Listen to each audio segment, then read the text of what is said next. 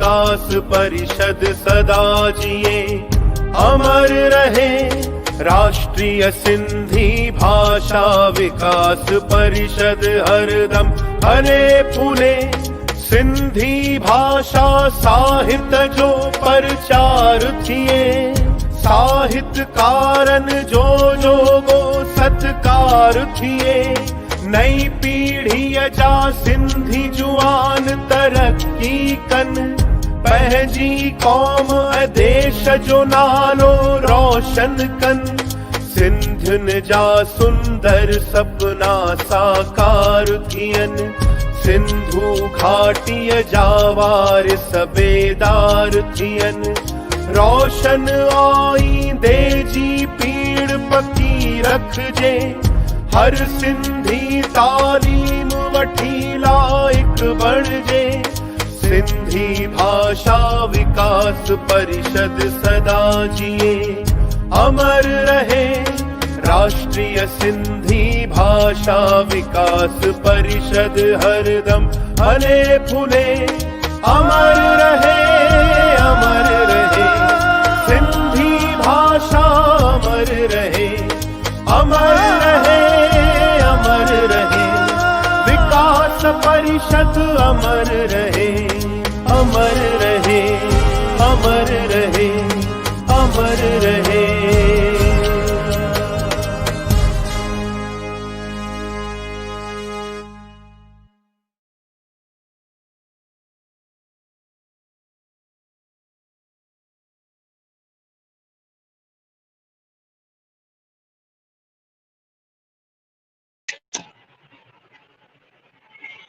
नमस्कार, जय झूलेलाल। मां एंकर श्रद्धा पंजाबी तव्हां सभिनी जो वरी हिकु दफ़ो सिंधी अनमोल वतन इन कार्यक्रम में हार्दिक स्वागत थी करणु चाहियां। ऐं शो शुरू करण खां अॻु मां ज़रूरु हमेशह चवंदी आहियां कि सिंधी भाषा अमर रहे।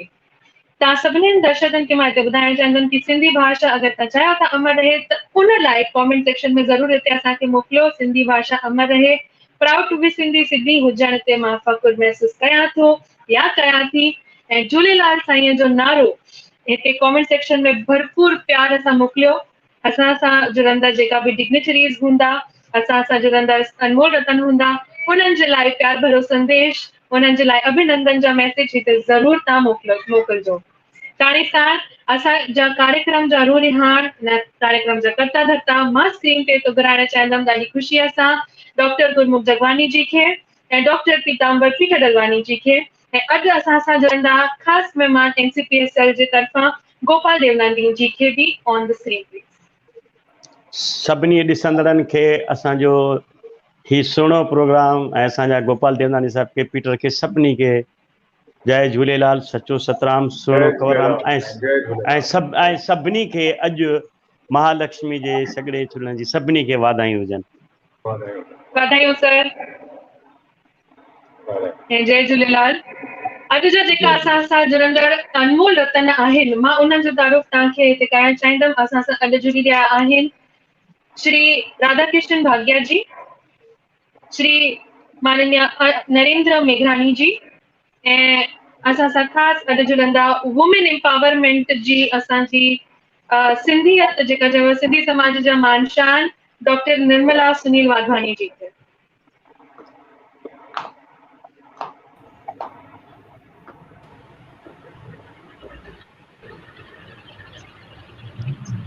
नमस्कार सभिनी खे। शायदि मैडम जो अञा कनेक्शन थियो आहे, शायदि पोइ रहिजी विया आहिनि, पर तॾहिं बि अचे। तव्हां सभिनी जो हार्दिक स्वागत करणु चाहींदमि। जय झूलेलाल। सभिनी खे जय झूलेलाल। सभिनी खे साईं जी सभिनी खे साईं पहिरियों जीअं वाधायूं ॾिनीसीं। अॼु सुठो ॾींहुं आहे ऐं अॼु ख़ासि करे असांजी जेका मैडम आहिनि, जिन पंहिंजे दौर में, पंहिंजी मिनिस्ट्रीअ दौर में अहमदाबाद में सिंधी समाज लाइ त सही, पर जनरल अहमदाबाद जी लेडीज़ लाइ बि हिकिड़ो सुठो कमु कयो। ऐं असांजा जेके मेघरानी साहब आहिनि, उहे त मां सम्झां थो त पुलिस में जेको हुननि नालो कढियो, त असां वटि मेघरानी साहब बि जलगांव में बि रही चुका आहिनि असां वटि, ऐं असां सां तमामु सुठा रहिया आहिनि हिते बि। पर जेको नालो कढियऊं पुलिस में हिकिड़ो ऑफिसर जीअं हूंदो आहे, त त भाई वाकई माण्हू चवंदा त यार ऑफिसर हुजे त मेघराणी साहिब जहिड़ो हुजे, माना सिंधी थी करे न त माण्हू सिंधी ड्रिजंदा आहिनि पुलिस में वञण खां या कुझु कंदा आहिनि। अहिड़ा असांजा अॼु टियां जेके गेस्ट आहिनि भाॻिया साहिब, जंहिंजो नालो ई भाॻिया आहे, माना कुदरत हुनखे लिखियो ई नसीब में, भाॻ ई भाॻ लिखियो।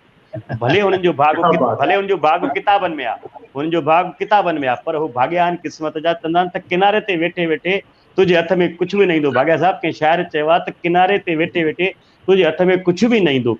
रतन मिलंदे तोखे जॾहिं तूं सागर जी तह में वेंदे, रतन मिलंदे तॾहिं जॾहिं तूं सागर जी तह में वेंदे, कुझु बि न अचई हथ में टुॿी हण खां अञा सम्झजांइ त टुॿी अञा बाक़ी आहे। कुझु बि न अचई हथ में त सम्झजांइ त टुॿी अञा अधूरी आहे।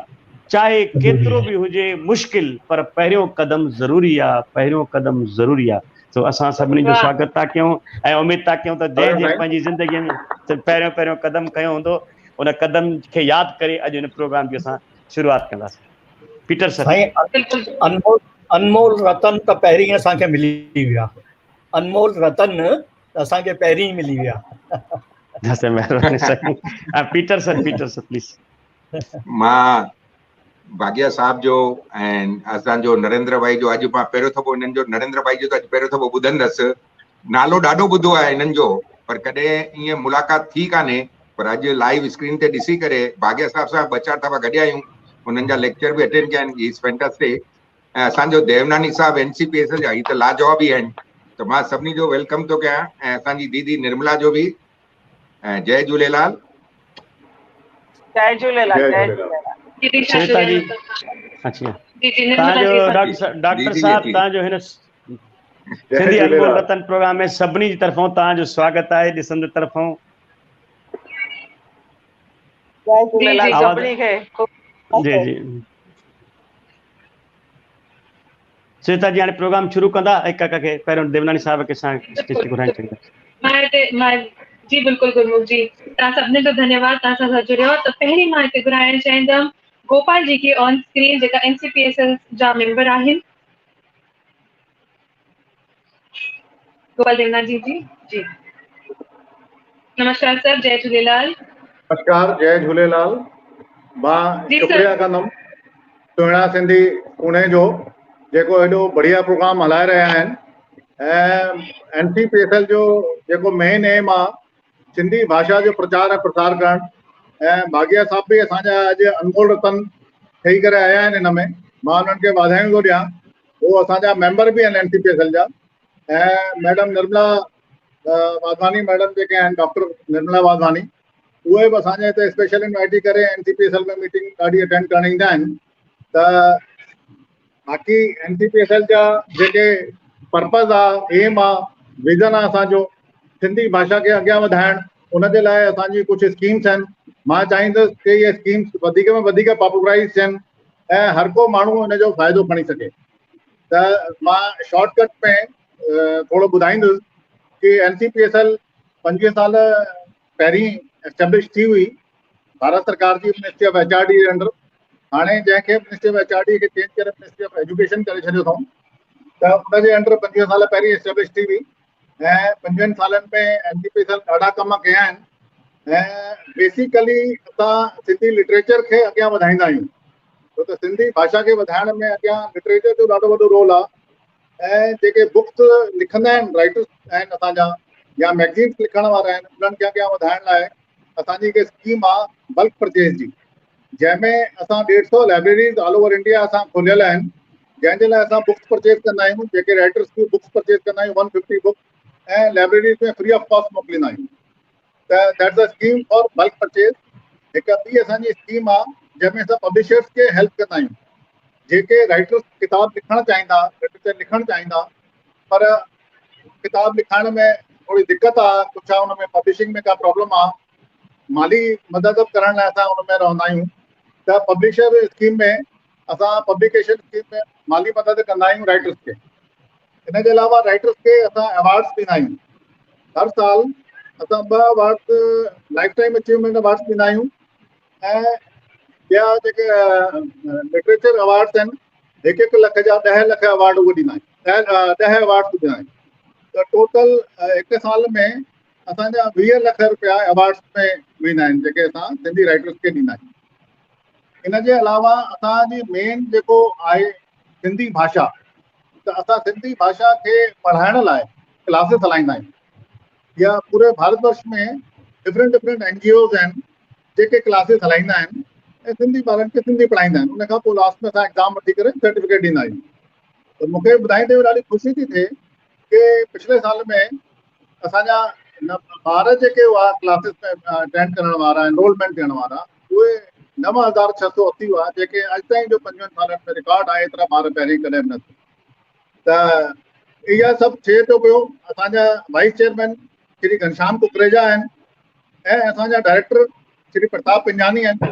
डायरेक्टर असांजा प्रताप पिंजानी काफ़ी एक्टिव आहिनि, ॾाढा ई एक्टिव आहिनि। ऐं छो त उहो कॉलेज मां ई आया आहिनि, लिटरेचर जी लाइन मां ई आहिनि, त उन्हनि खे हिन विषय जी काफ़ी सम्झ आहे। त उहो नए तरीक़नि सां करे ऐं असांजा जेके मेंबर्स आहिनि, जीअं मां तव्हांखे ॿुधायो वाइस चेयरमैन साहिबु असांजा घनश्याम कुकरेजा साहिबु आहिनि ऐं 18 मेंबर ऑल ओवर इंडिया ॿिया आहिनि, जंहिंजी हेल्प सां असां पॉलिसीज़ ठाहींदा आहियूं ऐं उनखे अॻियां वधाईंदा आहियूं। ऐं इहो ॿुधाईंदे मूंखे ॾाढी ख़ुशी थी थिए कि NCPSL जी जेका कार्य करण जे जेको तरीक़ो आहे, उनजो इवोल्यूशन मिनिस्ट्री हर साल कंदी आहे। पिछले साल 2018-19 में असांजी रेटिंग ॾाढी पुअर हुई, पर वर्ष 19-20 में असांजी काफ़ी थी करे ऐं एक्सीलेंट पोजीशन में आई आहे। मोर देन 90% मार्क्स असांखे आया आहिनि। त मिनिस्ट्री ऑफ एजुकेशन जे अंदर जेके बि इंस्टीट्यूशन्स आहिनि उन्हनि में हाईएस्ट आहे। त इहा ॾाढे फ़ख्र जी ॻाल्हि आहे कि NCPSL ॾाढे सुठे तरीक़े सां थी कमु करे पई ऐं असांजी स्कीम्स ॾाढी पॉपुलर थियूं थियनि पियूं, जंहिंमें वधीक में वधीक माण्हू हिन में पार्टिसिपेट कनि था पिया। ऐं हिकु ॿी ॻाल्हि मां ॿुधाइणु चाहींदुसि कि ही त असांजी अचीवमेंट जेके आहिनि ॾाढी सुठियूं आहिनि। उन जे अलावा असां न्यू इनिशिएटिव्स बि ॾाढा खणूं था। जीअं मां तव्हांखे ॿुधायो, असांजा डायरेक्टर प्रताप पिंजानी ॾाढा एक्टिव एंड इनोवेटिव आहिनि। 5 सालनि में पहिरें दफ़ा हिन साल असांजा कैलेंडर ठहिया NCPSL जा। कैलेंडर असांजा ठहिया, डायरियूं असांजी ठहियूं। पहिरीं असां ॿाहिरां परचेज कंदा हुआसीं, हाणे असां पंहिंजी NCPSL जी स्कीम्स खे पॉपुलराइज़ कराइण लाइ ऐं सिंधी जेके असांजा लीडर्स आहिनि, या उहे रिलीजियस लीडर्स आहिनि या गेम्स में आहिनि, असां इवन पंकज अडवानी खे बि कवर कयोसीं। ॾाढा जेके VIPs आहिनि सभिनि खे कवर कयोसीं। कोशिशि कईसीं वधीक में वधीक माण्हुनि खे कवर करण जी। त असांजो कमु आहे सिंधी भाषा खे अॻियां वधाइणु ऐं सिंधी भाषा वधाइण लाइ जेके असांजी स्कीम्स आहिनि उहे त हलायूं था पिया। हिन जे अलावा तव्हांखे हिकु ख़ुशख़बरी ॾियणु चाहींदुसि कि असांजा जेके न्यू इनिशिएटिव्स आहिनि उन में असां कम्युनिटी रेडियो ऐप आणण वारा आहियूं। उहा जल्दी हुनजी अनाउंसमेंट थींदी। तव्हां पहिरीं शुरू टाइम ॾिठो हूंदो कुलगीत असांजो, इहो लास्ट ईयर असांजे जेके मिनिस्टर आहिनि एजुकेशन जा, उन्हनि ई हिनखे इनॉग्रेट कयो। त लास्ट ईयर खां असांजो कुलगीत बि थियो आहे ऐं ॾाढो वणंदड़ आहे। ॾाढनि माण्हुनि तारीफ़ कई आहे। मूं वटि ॾाढा मेल ईंदा आहिनि, ॾाढा माण्हू फ़ोन करे चवंदा आहिनि भई तव्हांजो कुलगीत ॾाढो सुठो आहे। ऐं हिन जी कॉस्ट बि ॾाढी घटि असांजे डायरेक्टर साहिबु कराई। ॾाढे घटि पैसनि में इहा ठही वई आहे, ॾाढी पॉपुलर थी वई आहे। इन ई तरीक़े सां असां कम्युनिटी रेडियो ऐप आणियूं था। उहा मां सोचां थो कि ॾाढी सुठी थी ठहे पई। ऐं असांजे मिनिस्टर साहिब सां जेका मीटिंग थींदी मोस्ट प्रोबेबली सेप्टेम्बर में ई थियणी खपे। पोइ उन में असां हुनजो इनॉग्रेशन कराईंदासीं। त तव्हां ॾिसंदा, यू विल लाइक इट। ऐं सिंधी, हर सिंधीअ खे लॻंदो कि भई उहा ऐप मुंहिंजे मोबाइल में हुजे ऐं असां हुन में सिंधी भॼन या सिंधी गाना या सिंधी जेके असांजा इंटरव्यूज़ आहिनि, हर तरह जो असां हुन में मटेरियल विझंदासीं। कोशिशि रहंदी कि असां सुठे में सुठी ऐप ठाहे सघूं। ऐं even Sindhi language learning app बि असांजी ठहे थी पई, उहा बि जल्दी आउट थींदी। महिरबानी गोपाल देवनानी साहब, तव्हां सुठी सुठियूं ॻाल्हियूं ॿुधायूं ऐं मूंखे उमेद आहे त हे तव्हां जेको आहे न साईं, न ॾिसो साईं, ही प्रोग्राम तव्हां मूंखे पब्लिक सां जुड़ण जो मौक़ो ॾिनो, मां सभी व्यूअर्स खे थैंकफुल आहियां। न ॾिसो साईं, जेका ॻाल्हि आहे, ही प्रोग्राम तव्हांजो असांजो हिकिड़ो ई आहे, असांजो काज़ हिकिड़ो ई आहे, सिंधियत जे वाधारो। असां तव्हांजा इन करे धन्यवाद था चऊं त जेके बि तव्हां स्कीमूं अॼु ताईं आंदियूं आहिनि उहे सक्सेसफुली यूज़फुल थी वञनि माण्हुनि जे लाइ। माण्हू उन्हनि जो वापर कयो आहे, माण्हू उन मां सिखिया आहिनि, माण्हू उन मां सिंधियत वधाई आहे। हे प्रोग्राम जेके असां ॾिसी रहिया आहियूं, इहे बि NCPSL जी माध्यम सां मदद सां असां करे रहिया आहियूं। त इन्हनि प्रोग्रामनि में बि सुठे नमूने माण्हू जुड़नि था ऐं माण्हुनि खे यूज़फुल इंफॉर्मेशन मिली रही आहे। पर कॾहिं कॾहिं कॾहिं कॾहिं वरी ईअं बि थींदो आहे त ओवरडोज थियण खां पोइ बि वरी थोरो घणो माण्हू जेके आहिनि न उहे वरी थोरो परेशान थी वेंदा आहिनि। त असां चाहियूं था त डोज़ एतिरो ॾियूं माण्हुनि खे जो हो सही बि सघनि। सो इन ते बि थोरो ध्यानु ॾींदा त जेको सिंधियत जो असां हिकिड़ो प्रचार कयूं त हुनजी हिकिड़ो मयार हुजे, का ॻाल्हि हुजे, सभु सुठी आहे। NCPL जी तरफ़ां तमामु घणी कोशिशूं आहिनि, पर असां पाण खे मेंटेन करिणो आहे त NCPL जो नालो असां कंहिं हद ताईं सुठे नमूने प्रचार में इस्तेमालु करे सघूं। ऐं अॻु खां पोइ जेके ॿियूं स्कीमूं ईंदियूं, हीउ माध्यम एॾो सुठो आहे जो तव्हांजी जेके बि नयूं स्कीमूं ईंदियूं असां हिन माध्यम सां माण्हुनि खे ॿुधाईंदासीं, हिन माण्हुनि सां उनखे इनवाइट कंदासीं ऐं हिन ई मीडिया जे ज़रिए असां उनखे तव्हां सां गॾु जोड़ींदासीं। असां त हिकिड़ा ब्रिज आहियूं, अनमोल सिंधी रतन जे नाले सां, थोरा सिंधी हुजे, मां हुजां, असां त हिकिड़ी ब्रिज आहियूं तव्हांजे ऐं सिंधियुनि जे विच में, जेको असां चाहियूं था त तव्हांखे जोड़ियूं सिंधियत सां। छो जो NCPSL जो नालो जेतिरो हींअर वर्ल्ड में पॉपुलर थियो आहे, जेकॾहिं असां ॾिसूं था हिन गुज़रत 3-4 महीने में, त एतिरी माण्हुनि खे ॼाण न हुई। तव्हां असांजे प्रोग्राम में आयो, असां तव्हांखे हर प्रोग्राम में NCPSL जी घुराईंदा रहंदासीं ऐं काई न काई तव्हां नई हिकिड़ी स्कीम सोचे रखो त वरी नेक्स्ट प्रोग्राम में असां तव्हांखे घुरायूं त तव्हांजे दिमाग़ में जो कम्युनिटी रेडियो आहे सुभाणे ॿी का हुजे, त जीअं जीअं तव्हां स्कीम ठाहींदव तीअं तीअं असां तव्हांखे घुराईंदासीं। पीटर सर, थैंक यू जी, थैंक यू। ॾाढो ॾाढो शुक्रिया, ॾाढो बढ़िया प्रोग्राम आहे। ऐं मां ॾिसां थो पियो शुरूअ खां जॾहिं खां तव्हांजा प्रोग्राम शुरू थिया आहिनि, ॾाढा माण्हू ॾिसण वारा आहिनि ऐं एप्रिशिएट था कनि पिया। ऐं तव्हांजी ॻाल्हि इहा बिल्कुलु ठीकु आहे कि NCPSL जो नालो पिछले 3-4 महीननि में काफ़ी वधियो आहे। जेके माण्हू जिन माण्हुनि खे न ख़बर हुई उन्हनि खे बि ख़बर पई आहे। थैंक यू साईं। थैंक यू साईं। जय झूलेलाल। जय Jhulelal. Thank you so much Gopal ji, तव्हां आया, तव्हांजो असां मन खां शुक्रिया अदा कंदासीं ऐं कार्यक्रम खे हिते अॻियां वधायूं था। पहिरीं जेका असां अनमोल रतन खे हिते घुराइण वारा आहियूं उहो बि जुड़ियल आहिनि NCPSL सां। त मां हुननि जो तारीफ़ ईअं थी करणु चाहियां कि उहे रहिया आहिनि रिज़र्व बैंक जा रिटायर्ड असिस्टेंट मैनेजर, चेयरमैन आहिनि सिंधु भवन जेका लेह लद्दाख में हींअर ठही रही आहे, ट्रस्टी आहिनि विवेकानंद एजुकेशन सोसाइटी जा, जनरल सेक्रेटरी आहिनि भारतीय सिंधु सभा जा, सेक्रेटरी आहिनि विवेक सिंधी रिसर्च सेंटर जा ऐं NCPSL सां जुड़ियल आहिनि एग्जीक्यूटिव मेंबर ऐं अवार्ड कमेटी सां। मां हिते उन्हनि जो जेको प्रोफाइल हाणे हीअं पढ़ंदमि, तव्हां बिल्कुलु हिन में दर्शक जेका ॾिसी रहिया आहियो, इन्हनि जी एतिरी न कामयाबियूं आहिनि। पढ़ंदे पढ़ंदे जंहिंमहिल मां इन्हनि जो स्क्रिप्ट पई लिखां, मां चयो अगरि हिकु माण्हू पंहिंजी ज़िंदगीअ में अगरि कुझु करण जी ठाने छॾे त छा नथो करे सघे। त इन्हनि पब्लिश कई आहे 5 बुक्स। इन्हनि जी बुक्स जेका आहिनि उहा स्टोरी बुक्स आहिनि, यानी त अखाणी ते उन्हनि लिखियो आहे, बैत लिखिया आहिनि यानी पोइट्री बुक्स, ऐं हिकु तमामु ज़बरदस्त उन्हनि जी हिट बुक रही आहे डॉक्टर केशव राव हेडवेगर, उन्हनि बुक लिखी आहे। ऐं उन्हनि जी सिंधी संस्कार शिविर ते इन ते बि उन्हनि हिकु बुक लिखी आहे। उन्हनि 80 आर्टिकल्स जुदा जुदा टॉपिक्स ते लिखिया आहिनि ऐं उन्हनि खे पुरस्कार मिलिया आहिनि। महाराष्ट्र स्टेट सिंधी अकेडमी 2017 में उहा खटिया ऐं लेटर्स टू एडिटर इन जे तरफ़ां बि उन्हनि खे हिकु पुरस्कार मिलियो आहे। हू एस्टाब्लिश्ड राइटर आहिनि, लेखक आहिनि हिंदू ऐं हिंदवासी सिंधी अख़बारनि में। तव्हां हिते तमामु ख़ुशीअ सां इनवाइट करणु चाहींदमि ऑन स्क्रीन श्री राधा कृष्ण भाग्या जी जो। नमस्कार सर। जय झूलेलाल सर। जय झूलेलाल।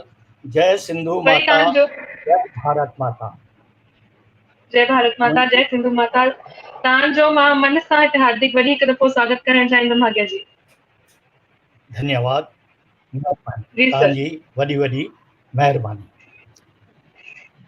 जी सर, तो पहिरीं क्वेश्चन मां तव्हांखे इहो तमामु घणो चयूं, एतिरो कुझु मां कोन। ही त परमात्मा ऐं सरस्वती माता जी कृपा आहे जंहिंजे करे उहा ज़बान ते अची वञे थी, दिमाग़ ते असांजी सरस्वती माता जी कृपा थिए थी, जंहिं करे इहे सभु ॻाल्हियूं चई सघजनि थियूं। दादा हींअर ॻाल्हि कई सिंध जी, असांजे राष्ट्र गीत मां सिंध उन में आहे, इन जो असांखे गर्व आहे। मां उन कंट्रोवर्सी में न वञी, उन करे मुंहिंजी लिखियल हिकु कविता यकदमि ध्यान में अची वई, तंहिं करे उन जूं 2 सिटूं तव्हांजे अॻियां ज़रूरु चवंदुसि। प्रभु प्राण तरफनि था, प्रभु प्राण तरफनि था सिंध खे ॾिसण लाइ, प्रभु प्राण तरफनि था सिंध खे ॾिसण लाइ, मिटी मातृभूमिअ जी हिकु वार वरी चुमण लाइ, हिकु वार वरी चुमण लाइ। जेके बि असांजा मान्यवर हिते वेठा आहिनि उन्हनि सभिनी खे प्रणाम, सभिनी भाग वठंदड़नि खे नमस्ते। हिन कार्यक्रम खे हलाईंदड़ जेके बि असांजा आहिनि उन्हनि खे बि प्रणाम।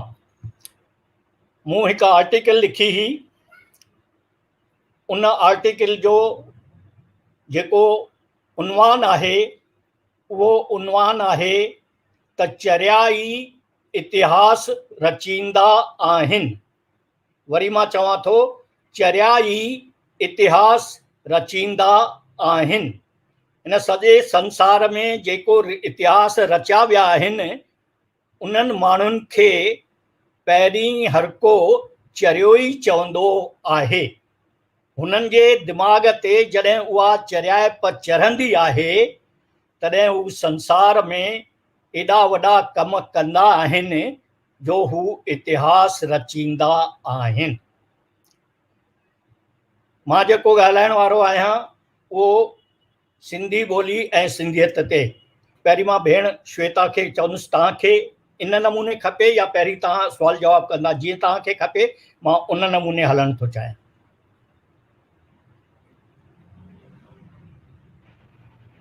जी आवाज़ अची रही है सर? जी जी सर, आवाज़ अची रही है मुंहिंजी? न, जीअं तव्हांखे खपे मां कंटिन्यूअस लेक्चर वांगुरु चवां या तव्हां कुझु पुछंदा कंदा चवां, जीअं तव्हांखे खपे। भाग्या साहब, असां चाहियूं था त तव्हां असांखे अॼु अहिड़ो ज्ञान ॾियो सिंधियत खे जीअं तव्हांखे लॻे। तव्हांखे त हर को सुञाणे, तव्हांजी डिग्रियुनि जी सभिनी खे ख़बर आहे, तव्हांजी पर्सनैलिटी जी असांखे पर्सनली ॼाण आहे, पर असां अॼु चाहियूं था हिन शो जे माध्यम सां तव्हां NCPSL तां त जुड़ियल ई आहियो, पर तव्हां जेको ज्ञान सां जुड़ियल आहियो, जेतिरो तव्हांजो अभ्यास आहे, उन सॼे अभ्यास जो निचोड़ अॼु असांखे शार्ट में असांजे माण्हुनि खे तव्हां ॿुधायो सिंधियत छा आहे, सिंधियत जे बारे में छा करणु करें, असांजी सिंधियत जो फ्यूचर छा आहे, या यंग जनरेशन खे असां कहिड़ो संदेश ॾींदासीं। हाणे स्क्रीन तव्हांजे हवाले आहे, तव्हां इन्हनि जो जवाबु पाणी ॾींदा। साईं, 7 साले जे उमिरि खां दिमाग़ में हिकु भूत सवार थियो हो त हिन देश में कुझु न कुझु मां अहिड़ो कयां जो देश जे विकास जे लाइ, देश जे वाधारे लाइ, परम वैभव लाइ कमु अचे, ऐं मूं उन दिशा में कमु करणु शुरू कयो हो। पर लॻभॻि 30-40 साल उहो कमु करण खां पोइ जॾहिं मूंखे लॻो त मुंहिंजो कमु इहो अञा अधूरो आहे, मूं नौकरी छॾे ॾिनी देश ऐं समाज ऐं सिंधियत जे कमु करण जे लाइ। पर उन वक़्तु दादा वाधवाणी, झमटमल वाधवाणी, जिन जी कृपा मूं ते थी, हुननि मूंखे पाण सां गॾु खयो ऐं चयो, भाग्या, इन देश जे कम में जाम ॼणा आहिनि जेके कनि था, अञा बि खपनि, इहा हक़ीक़त आहे, पर सिंधियत जे कम में बि असांखे अहिड़ा के कार्यकर्ता खपनि जेके पूरो समय, पूरो वक़्तु इन कम खे ॾेई करे सिंधियत खे राष्ट्रीयता सां जोड़े करे, पंहिंजे देश सां जोड़े करे सिंधियत खे अॻिते वधाइनि। तॾहिं खां वरी हिकु सिंधियत जो भूत, हिकु सिंधियत जी चरियाप मुंहिंजे दिमाग़ में अहिड़ी छांइजी वई जो हाणे उथंदे, विहंदे, जाॻंदे, सुम्हंदे हर वक़्तु सिंधियत खे कीअं वधाइजे, सिंधियत कीअं थिए, उन जे लाइ कोशिश गुज़िरियल 20 सालनि खां ॾींहं ऐं राति करे रहियो आहियां। सिंधियत खे वधाइण लाइ 2 ॻाल्हियूं आहिनि। असांजा बुज़ुर्ग जिन असांजी सिंधियत खे वधायो, कंहिं पद ते आंदो, उहे असांजा बुज़ुर्ग आहिनि जेके भूतकाल खां वठी असांजो कमु सिंधियत जो वधायूं। ॿियो जेको वर्तमान आहे उन में असांजा जवान सिंधियत जे लाइ केतिरो कमु कंदा, उहो ज़मान हाल खे तमामु मज़बूत सिंधियत जे लाइ कंदा। पर भविष्य में बि असांजो युगनि युगनि ताईं असांजी सिंधियत क़ाइमु रहे, सिंधी साहित्य क़ाइमु रहे, सिंधी संस्कृति क़ाइमु रहे, इन जे लाइ मुंहिंजे ध्यान में आयो त त इन जे लाइ असांखे अॼु जे ॿारनि खे तयारु करिणो पवंदो जो युगनि ताईं असांजी सिंधियत क़ाइमु रहंदी। तंहिं करे मूं पंहिंजो सॼो ध्यानु इन ॻाल्हि ॾांहुं ॾिनो त असांजा जेके ॿार आहिनि 14-15 साले ताईं, 5 साले खां वठी 15-16-17 साले ताईं इन्हनि ॿारनि में सिंधियत कूट कूट करे उन्हनि जे नस नस में रत जे बूंद बूंद में सिंधियत वञे। उहे कोशिशूं असांखे करणु खपनि, तॾहिं असांजो भविष्य, असांजो मुस्तक़बिल उहो बि तयारु थींदो जो असांजी सिंधियत हमेशह क़ाइमु रहंदी। मूं दादा झमटमल वाधवाणीअ खे सां गॾिजी करे इन दिशा में कमु करणु शुरू कयो। अञा NCPSL में सिंधीअ जा इम्तिहान शुरू न थिया हुआ, तंहिंखां अॻु ई पूरे भारत वर्ष जे ॻोठ ॻोठ में जिते बि 25-30 घर सिंधियुनि जा आहिनि उते दादा झमटमल वाधवाणी, मां कोटि कोटि प्रणाम थो कयां दादा झमटमल वाधवाणीअ खां। उन उमिरि में उन्हनि सां गॾु ॻोठ ॻोठ में वञी ॿारनि खे सिंधियत जे लाइ हिमथाइणु, प्रेरणा ॾियणु, इहा कोशिश करण जी कोशिश कई। जीअं दादा गुरमुख जिन चयो, डॉक्टर साहिब चयो, त मां पंहिंजे साहित्य जे बारे में कीअं उहो सिंधियत जे कम में आयो आहे उहा ॻाल्हियूं बि विच विच में ॿुधायां। ही सरस्वती माता जी कृपा आहे जो कंहिं बि ॻाल्हि खे सम्झाईंदे सम्झाईंदे मूंखे के न के आखाणियूं, के न के वीचार अची वेंदा आहिनि जेके उन्हनि सभिनी खे ॿुधाइण सां उन्हनि में हिकु क़िस्म जी प्रेरणा जागृत थींदी आहे, उन्हनि में हिकु उमंग जागृत थींदो आहे, उन्हनि में हिकु उत्साह जागृत थींदो आहे त न भाई ही जेका असां कयूं था भुल था कयूं ऐं ही जेको दादा चवे थो उहो असांखे करिणो ई आहे, उहो असांखे करिणो ई आहे।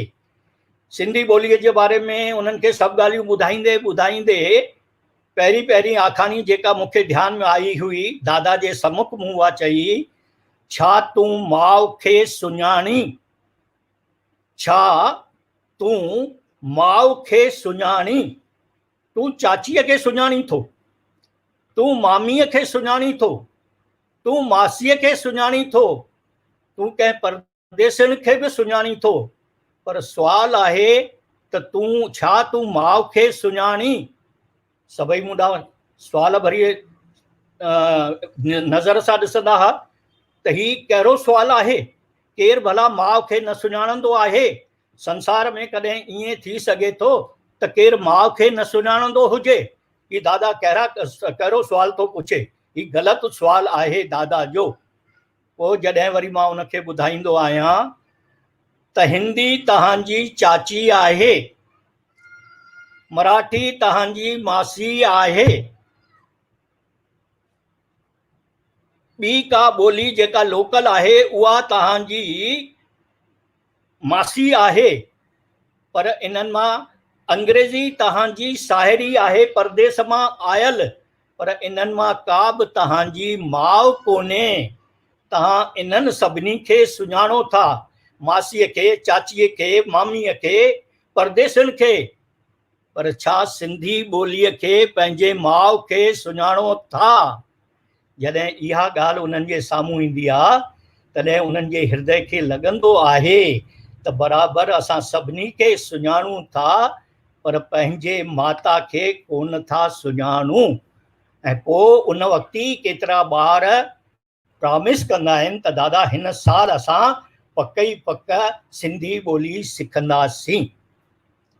अहिड़ियूं आखाणियूं उन्हनि खे ॿुधाए उन्हनि जे द्वारा उन्हनि में उहो प्रेम पैदा कबो आहे। जीअं हिकु आखाणी मूंखे ध्यानु में आई हुई, माउ घर खां ॿाहिरि।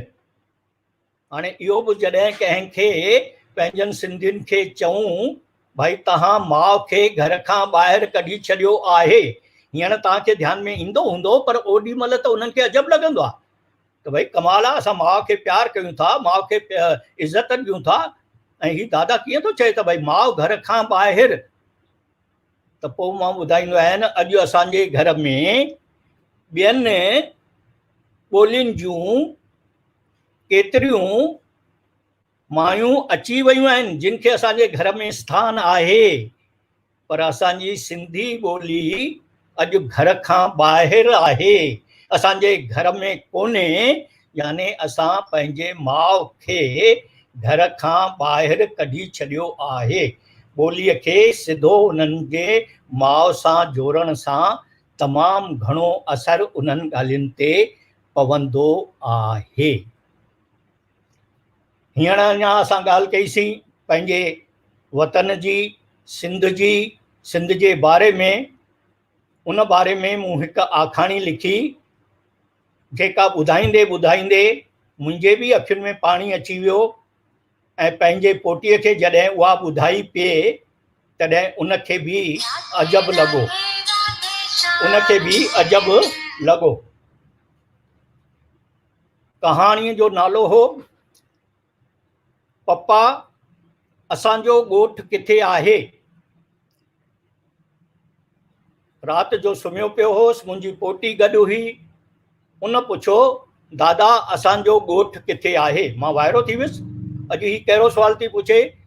चईं दादा असांजे बिल्डिंग जा सभई ॿार पंहिंजे पंहिंजे ॻोठु विया आहिनि ऐं उतां अची पंहिंजे ॻोठ जूं आखाणियूं ॿुधाईंदा आहिनि असांखे। मां उन्हनि जी गहराईअ में नथो वञा, पर उतां अची मूंखे आखाणियूं ॿुधाईंदियूं आहिनि। ऐं अॼु सॼे बिल्डिंग में मां अकेली आहियां जो पंहिंजे ॻोठु न वई आहियां। छो दादा असांखे पंहिंजो ॻोठु कोन्हे छा? जॾहिं इहो सुवाल पुछईं त हृदय में ॼण हिकु आघात लॻो त असांजी सिंध जेका असां खां छुटी वई आहे, अॼु अणॼाणीअ में ई सही, अॼु मुंहिंजे पोटीअ उहो सुवाल मूंखां पुछियो आहे त पप्पा दादा असांजो ॻोठु किथे आहे। सॼी ॻाल्हि ॿुधाईंदे, जेका मां हींअर हिते रिपीट नथो कयां, उनखे सम्झाईंदे त कीअं असांजो ॻोठु कोन्हे, उनखे इहा ॻाल्हि सम्झाई त पुट ॻोठु त ॿियनि असां खां फुरे वरितो। असांजे नेताउनि जे ग़लतीअ जे करे असां खां हलियो वियो। असां पंहिंजो धर्म बचाइण लाइ आयासीं, पंहिंजो इज़त बचाइण लाइ ॻोठु छॾे आयासीं। पर पुट असांखे हिकु ॻाल्हि हुई जेका उतां असां खणी आया हुआसीं हिते, पर धीरे धीरे उहा बि ॻाल्हि असां छॾे रहिया आहियूं। देश त असांजो ॿियनि फुरियो, ॿियनि ॾिनो, पर जेका असांजी शइ हुई अॼु उहा बि असां विञाए रहिया आहियूं, छॾे रहिया आहियूं। चईं दादा उहा छा आहे? चयोमांसि पुट जॾहिं उतां आयासीं पंहिंजे धर्म सां गॾोगॾु असां पंहिंजी ॿोली, सिंधी ॿोली, सिंधी माता, सिंधी असांजी माता खे पाण सां गॾु वठी आया हुआसीं। ऐं अॼु जी हालति इहा आहे त असां पाण पंहिंजे हथनि सां, पंहिंजे चिंतन सां धीरे धीरे पंहिंजी इन माता खे छॾे रहिया आहियूं। सिंधी ॿोली ॻाल्हाइणु, ॿोलाइणु, लिखणु, पढ़णु छॾे रहिया आहियूं। मुंहिंजे पोटीअ जेको यकदमि मूंखे जवाबु ॾिनो, इहो ई जवाबु सॼे देश जे सभिनी ॿारनि ऐं वॾनि खां अचणु खपे। मुंहिंजे पोटीअ यकदमि जवाबु ॾिनो, दादा छा बि थी वञे, पर हाणे मां हिन खां पोइ सिंधी ॿोली सिखंदसि, ॻाल्हाईंदसि ऐं लिखंदसि। ऐं वाकई हुन NCPSL जा 2 इम्तिहान सिंधीअ जा हाणे पास कया आहिनि। इहा जेका ॻाल्हि आहे, इहा जेकॾहिं असांजो हर हिकु सिंधी सम्झी वञे त असां पंहिंजो ॻोठु त विञायोसीं ऐं उहो बि विञायो कोन्हे, असां वापसि वठंदासीं। सिंध स्मृति दिवस असां इन करे ई मल्हाईंदा आहियूं त सिंध असांखे यादि हुजे, हर साल यादि हुजे, हर ॾींहुं यादि हुजे, ऐं हिकु ॾींहुं ईंदो असां पंहिंजी सिंध वापसि वठंदासीं। पर सिंधी ॿोली असां न विसारियूं। अहिड़ियूं आखाणियूं ॻाल्हाईंदे ॻाल्हाईंदे, ॿोलाईंदे ॿोलाईंदे, वीचार कंदे पंहिंजे लेखे मूंखे ईंदियूं वेंदियूं आहिनि। ऐं अटकल अहिड़नि 40 आखाणियुनि जो हिकु किताबु पप्पा असांजो ॻोठु किथे आहे, पप्पा असांजो ॻोठु किथे आहे, उहो मूं लिखियो, जंहिं ते मूंखे महाराष्ट्र गवर्नमेंट जे पारां दादा डॉक्टर गुरमुख जगवाणी जिन जे पारां हिकु साहित्य अकादमी जो अवार्ड उन में मूंखे मिलियो हो। ये सभु ॻाल्हियूं कंदे कंदे सिंधियत सां जुड़ियल हर का ॻाल्हि करणु खपे। इन करे सिंधी विवेक सिंधी केंद्र में विवेकानंद में असां विवेक सिंधी केंद्र खोलियल आहे, जंहिंमें 17,000 सिंधी किताब आहिनि। MA लाइ PhD लाइ कंहिं बि पढ़ाईअ लाइ रेफरेंस बुक उतां असांखे मिली सघे थो। उनजो मां चेयरमैन आहियां ऐं उहो सुठे नमूने हले वेठो। सभ खां पहिरीं विवेक सिंधी केंद्र में मां चेयरमैन आहियां। उते मूं 30-40 ॼणनि जी टीचर्स जी हिकु ग्रुप ठाही। धीरे धीरे पहिरीं 10, पोइ 15, पोइ 20, इहे 40-30-40 जेके असांजूं टीचर्स आहिनि, अॼु गुज़रियल 18 सालनि खां सिंधी क्लास वेठियूं हलाइनि, पोइ अरबीअ में हुजे चाहे देवनागरीअ में हुजे, पर उहे सिंधी क्लास वेठियूं हलाइनि। शुरूआत में 100-200 खां विद्यार्थियुनि खां शुरू कईसीं।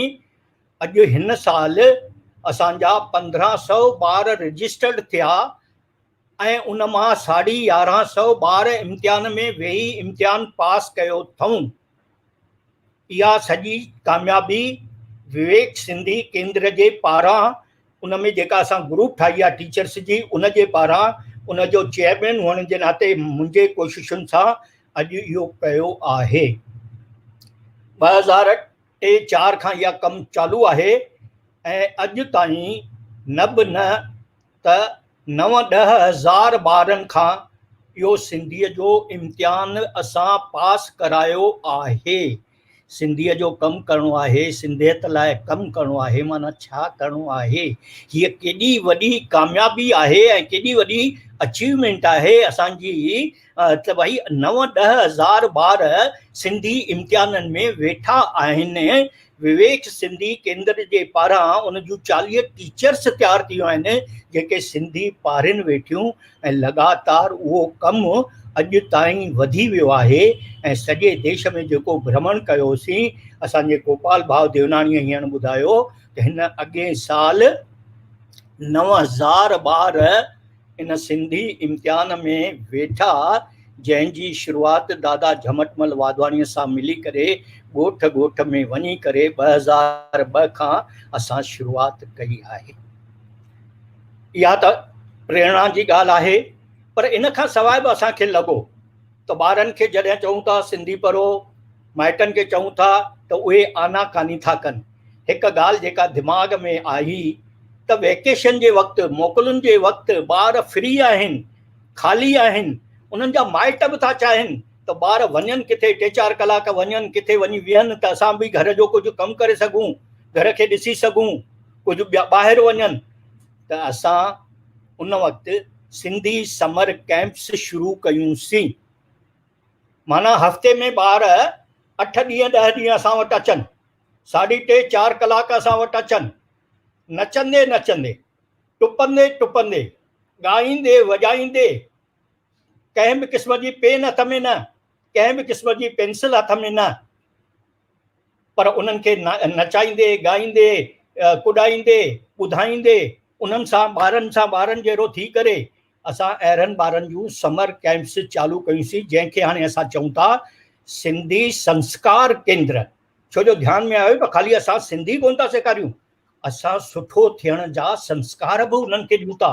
हिकु सुठो नागरिक कीअं थियनि, देशभक्त तरुण कीअं थियनि, असां उहे संस्कार बि ॾियूं था। त हाणे उनजो असां नालो रखियो आहे, वधीक थी वियो आहे छा? न हले, हलो हले, तव्हां क्वेश्चन पुछणो आहे, ॿियो नहीं करे तव्हां ॻाल्हायो था। उनजो असां नालो रखियो आहे सिंधी संस्कार केंद्र। ऐं उन सिंधी संस्कार केंद्र में असां जेको सेखारींदा आहियूं, मां हिकु गीत तव्हांखे उनजो ॿुधाईंदुसि। ॿार खे सेखारींदा आहियूं, कलाक ॾेढ ॿी खां पोइ असां उनखे खाइण लाइ ॾींदा आहियूं, त घटि में घटि उन्हनि जो पेट भरियल हूंदो त अञा बि 1.5 कलाक वेही सघंदा। पोइ उन्हनि खे सेखारींदा आहियूं, अम्मा अम्मा रोटी ॾे, हीअं इशारो कंदा आहियूं ऐं ॿार बि सभई उहे इशारा करे चवंदा आहिनि, रिपीट कंदा आहिनि, अम्मा अम्मा रोटी ॾे, बुख लॻी आहे रोटी ॾे, सुठा सुठा ताम ॾे, सीरो पूरी जाम ॾे, अम्मा अम्मा रोटी ॾे, बुख लॻी आहे रोटी ॾे। ॿार इहो लगातार 50 ॿार वेठा हुजनि, 60 ॿार वेठा हुजनि, ॿ ॾींहं सेखारींदा आहियूं, 3 ॾींहं पाण ई चवंदा आहिनि। ऐं कमाल त तॾहिं थींदी आहे दादा जॾहिं पंहिंजे घर में वेंदा आहिनि ऐं घर में घुसण सां माउ खे वञी चवंदा आहिनि अम्मा अम्मा रोटी ॾे, या ॾाॾीअ खे चवंदा आहिनि अम्मा अम्मा रोटी ॾे, बुख लॻी आहे रोटी ॾे। तॾहिं अम्मा उनजी ॾाढी गदगद थी वेंदी आहे, माउ उन तां कुर्बान वेंदी आहे, यकदमि उनखे भाकुर पाए सीने सां लॻाईंदी आहे त जंहिं ॿार खे रोटी खाराइण ते खाईंदो कोन हो, अॼु उहो सिंधीअ में घुरे थो अम्मा अम्मा रोटी ॾे। भाॻिया साहिबु ॾिसो, जेका तव्हां ॻाल्हि ॿुधाई ॿार जी, त सिंधीअ में पाक आहे, ॿार त माना मुछ जो वार, तव्हां जाॾे मोड़ियोसि मुछ जे वार खे ओॾे ई मुड़ंदो आहे, तंहिंजे करे ॿार बि अहिड़ो हूंदो आहे। तव्हां बेसिक अहिड़े ॿारनि खे शुरूआति कई आहे कि हुनखे हाणे को असां सिंधी पकी कंदासीं, हुनजे दिमाग़ में सिंधी अखर विझंदासीं त उहे ज़िंदगी भर उहे अखर न विसारे सघे, इहा त बराबरि आहे। पर जीअं तव्हां ॻाल्हि कई पहिरियों चरियाप जी, मां चवंदो आहियां त चरियाप हिकिड़ो वर्ड त ठीकु आहे, पर मां चवंदो आहियां जनूनी। असां वटि दादा झमटमल जहिड़ा ऐं असांजा हसू अडवाणी जहिड़ा नेता जेके जनून सां निकिता ऐं पंहिंजे शरीर जो, पंहिंजे बदन जो, पंहिंजे खाधे जो, न पंहिंजे पीते जो कंहिं जो ध्यानु न रखियो। मां तव्हांखे बि चवंदुमि त तव्हां बि उन्हनि मां हिकिड़ा जनूनी आहियो, मां तव्हांखे जनूनी सम्झंदो आहियां। त जंहिं माण्हूअ खे दिमाग़ में सिंधियत जो सभु भूत चवंदो आहे, जेके सिंधियत जो चढ़ियल आहे, जोश चढ़ियल आहे, जज़्बो आहे कि मूंखे सिंधियत में करिणो आहे। पर दादा हाणे मां तव्हांखो जेको सुवाल थो पुछां त इहे जनूनी शख़्स छा अॻे हुया, अॻिते हाणे पैदा न थींदा? जेके जनूनी शख़्स हुया तव्हां जहिड़ा अॼु आहिनि, साईं तव्हांखे वॾी हिमत ॾींदो, तव्हांखे वॾी ॼमार ॾींदो, तव्हां ईअं सिंधियत जी शेवा कंदा रहंदो। पर मूं वटि जेको ॾिसां थो, पंहिंजो फ्यूचर थो ॾिसां, त उहो जज़्बो, उहा जनूनियत, उहा जेको चरियाप चवां मां, उहा अॼु असांजे सिंधियुनि मां ख़तमु थी थींदी वञे पंहिंजे ॿोलीअ जे लाइ। इनखे कहिड़े तरीक़े सां असां जॻायूं, 2 मिंट में तव्हां ॿुधाईंदा त पोइ असां प्रोग्राम वधाईंदासीं। दादा हिक पासे इहा पिक्चर आहे, बराबरि आहे, पर मां कॾहिं कॾहिं सोचींदो आहियां त अॼु खां 15 साल पुठियां या 20 साल पुठियां, 15 साल पुठियां जीअं सिंधियत पुठियां हटंदी वई, सभु ॻाल्हियूं असां खां छुटंदियूं पई वियूं, उन जे भेट में हिन गुज़िरियल 5-7 सालनि में सिंधियत वरी जागृत थियण लॻी आहे। माना इन में जुनून वारनि माण्हुनि जे आधार ते ई, जिन कॾहिं हार न मञी, जिन कॾहिं पंहिंजी हार स्वीकार न कई, ऐं कॾहिं जेके थका न, जिन कॾहिं सरेंडर न कयो, उन्हनि जे कम जे करे गुज़िरियल 15-20 सालनि जे भेट में हाणे जेका सिंधियत आहे वरी सुठे नमूने उभरी रही आहे। अॼु विवेक सिंधी केंद्र जे पारां 40 टीचर्स मिलनि, अॼु साईं ॿाहिरि ट्यूशन ॾियनि न त उन्हनि खे तमामु घणो पैसो मिलंदो आहे। ॿाहिरि अंग्रेजीअ जी, मैथमेटिक्स जी, साइंस जी जेकॾहिं हू ट्यूशन ॾियनि त उन्हनि खे घणो पैसो मिली सघंदो आहे। पर उहे टीचर्स अॼु सिंधी पाढ़नि थियूं, देवनागरी चाहे अरबी, लगातार उन्हनि खे सिंधी सेखारी थियूं। इहो उन्हनि में उहो जुनून तयारु थियो आहे। हाणे मुंहिंजो इहो ई सुवाल इहो ई थो अचे त जीअं असांजा जेके पहिरियां टीचर हुया तव्हांजे ज़माने में, जेके बुज़ुर्ग हुया या त रिटायर थी विया आहिनि स्कूलनि खां, सिंधियुनि स्कूल सिंधी बंदि थींदा था वञनि, हाणे उहे या त रिटायर था थियनि या कंहिंजी हयाती पूरी थी वई त साईं जे पंहिंजे साईं जी दर हलिया था वञनि पिया। हाणे असांखे तव्हांजे जहिड़नि जी मदद जी ज़रूरत आहे, तव्हां जहिड़ा जनूनी खपनि, तव्हां जहिड़ा खपनि जेके अहिड़ा टीचर पैदा कनि, अहिड़ा माण्हू पैदा कनि जो इन सिंधी भाषा खे पढ़ाइण जो, भले देवनागरी हुजे, अरबिक हुजे, मां उन लिखण में, लिपीअ में मूंखे कोई फ़र्क़ु न पवंदो आहे। असां चवंदा आहियूं त जेका ॿोली आहे, जंहिंमें माउ असांखे लोली ॾिनी आहे, उन सिंधू माता जी, जंहिंजो चवंदा आहिनि त असांजा सिंधी जंहिं महिल अजरक पाए या जंहिं महिल वॾा कारा असां टोपी पाईंदा वॾा असांजा सिंध में, उहो पाए करे जे इज़त शान मान सां हलंदा त माण्हू चवंदा यार हे सिंधी वॾेरो आहे, हे सिंधी जेको वॾो दीवान साहिबु आहे। इहा जेका सिंधियतनि जी हिकिड़ी ख़सूसियत जी नालो हो, महिमान नवाज़ी असांजी एॾी मशहूरु हुई सिंधी जे अंदरि, जो असांजे घर में कोई बि ॻोठ में हिकिड़ो कंहिं वटि महिमान ईंदो त सॼो ॻोठ मिली करे उनजी रोटी कंदो। अॼु साईं मूं वटि, सुभाणे मूं वटि, सुभाणे साईं मूं वटि।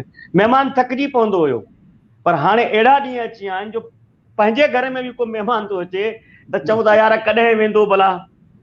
जो इहा जेका सिंधियत आस्ते आस्ते ख़तम थींदी थी वञे, इहा जेके असांजी सकाफ़त आहे इन खे जीअण लाइ असांखे तव्हां जहिड़े माण्हू ज़रूरत आहे, असांखे NCPS जी ज़रूरत आहे, असांखे एकेडमीज़ जी ज़रूरत आहे, ऐं जेके बि ॾिसी रहिया आहिनि प्रोग्राम उन्हनि जी वधि में वधि ज़रूरत आहे त पंहिंजे ॿारनि खे पंहिंजे घर में जेतिरो सिंधी ॿोलीअ जो वापर कंदा, जेतिरी सिंधी ॿोली में ॻाल्हाईंदा, ओतिरो असांजी सिंधियत ते वाधारो थींदो। साईं तव्हां असांखे एॾो सुठो टाइम ॾिनो आहे, तव्हां कमेंट्स में ज़रूरु पढ़जो पंहिंजा, मां तव्हांखे ॼाण थो पर तव्हां पंहिंजा कमेंट पढ़जो माण्हुनि जा, हे माण्हू कमेंट्स कया आहिनि तव्हांजे बारे में, त रियली तव्हांखे लॻंदो त वाक़ई तव्हां जनूनी आहियो। मुंहिंजा अखर यादि रखिजो, तव्हां जनूनी आहियो, इहो तव्हांखे पढ़ण खां पोइ लॻंदो। हाणे तव्हां चओ नथो। जी साईं। तव्हां जेको सुवालु उथारियो वाक़ई इहो चिंता जो सुवालु हो त जेकॾहिं झूना टीचर्स असांजा हलंदा वेंदा त अॻियां छा थींदो।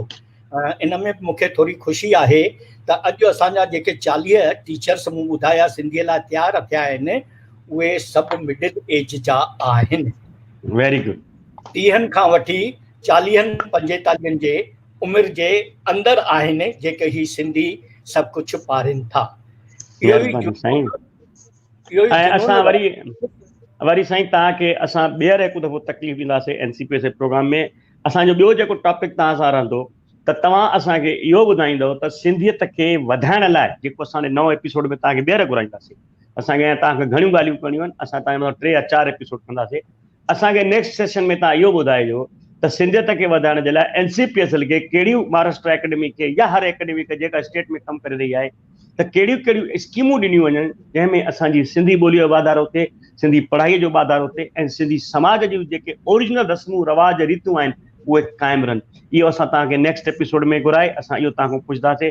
अॼु असां तव्हांजा तमामु दिलि जी गहराइनि सां धन्यवाद था चऊं त रियली जेको बि तव्हां कुझु ॿुधायो आहे उहो तव्हां घर वञी पंहिंजो प्रोग्राम ॾिसंदव ऐं माण्हुनि जूं जेके भावनाऊं तव्हांजे बारे में आहिनि, माण्हुनि खे लॻे थो त मां जेके अखर चवां थो त जेके जनूनी हूंदा आहिनि उहे ई कुझु कंदा आहिनि, छो जो हुनखे जनून हूंदो आहे, हुनखे पंहिंजी गणती न हूंदी आहे। महिरबानी साईं। Peter sir. थैंक यू भाग्य साहब, तव्हां एतिरो सुठो। मां त चवंदुसि गुरमुख भाई भाग्य साहब सां गॾु असांखे शहर हली करे इहे सेमिनार करणु खपनि कि भाग्य साहब पंहिंजा वीचार उते रखनि ऐं असांजे सिंधियुनि खे मोटिवेशन ॾियनि, त इन्हनि सां ई असां उन मथां गौर कंदासीं। पीटर सर तव्हांजी ॻाल्हि सही आहे। जेसिताईं लॉकडाउन ख़तमु थिए तेसिताईं असां हर प्रोग्राम में, हर 3 प्रोग्राम में, 4थे प्रोग्राम में भाग्य साहब खे हिकिड़ो नओं मौज़ू ॾींदासीं, हिकिड़े नए चेहरे सां ईंदासीं, रिपीटेशन काई न थींदी।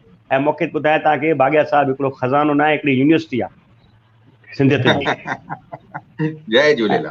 असांखे उन में त हिकिड़ो नंढड़ा चवंदा आहिनि नंढड़ो हिकिड़ो दाणा मिलिया आहिनि, कुझु चंद दाणा मिलिया आहिनि, ऐं असांखे घणा हीरा मोती चवंदा आहिनि साईं मूं।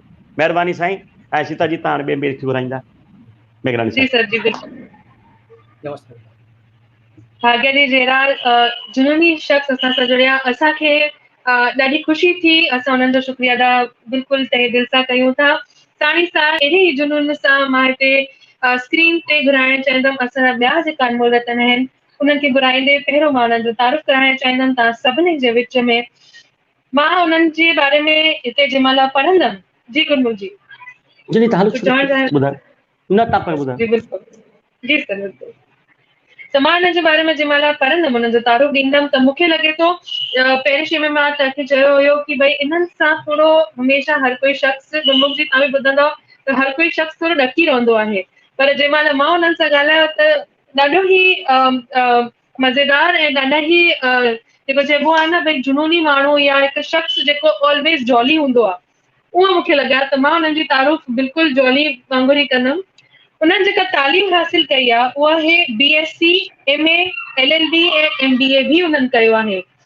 साण ई साण मां तव्हांखे ॿुधाईंदे हिते ॾाढी ख़ुशी थींदी कि जेका आर्म सर्विसिस उन्हनि जे परिवार मां हली रही आहे, उन्हनि जा ॾाॾा, उन्हनि जा पिता साहब ऐं उहो पाण आर्म फोर्स में रहिया आहिनि। उहे उन्हनि स्टेट पुलिस सर्विस कई ऐं retired assistant commissioner of police रहिया। उहा पर्सनल सिक्योरिटी हुया to Mrs Indira Gandhi ji. Presently, who joint director of Maharashtra State Security Corporation. वो honorables faculty आहिनि जेका lectures ॾींदा आहिनि on various units of Maharashtra Police, including Maharashtra Police Academy, Nashik Center of Police Research, Pune. मां हिते तमामु घणी ख़ुशीअ सां ऐं with great honor घुराइणु चाहींदमि on screen माननीय श्री नरेंद्र मेघानी जी खे। सभिनी खे जय झूलेलाल।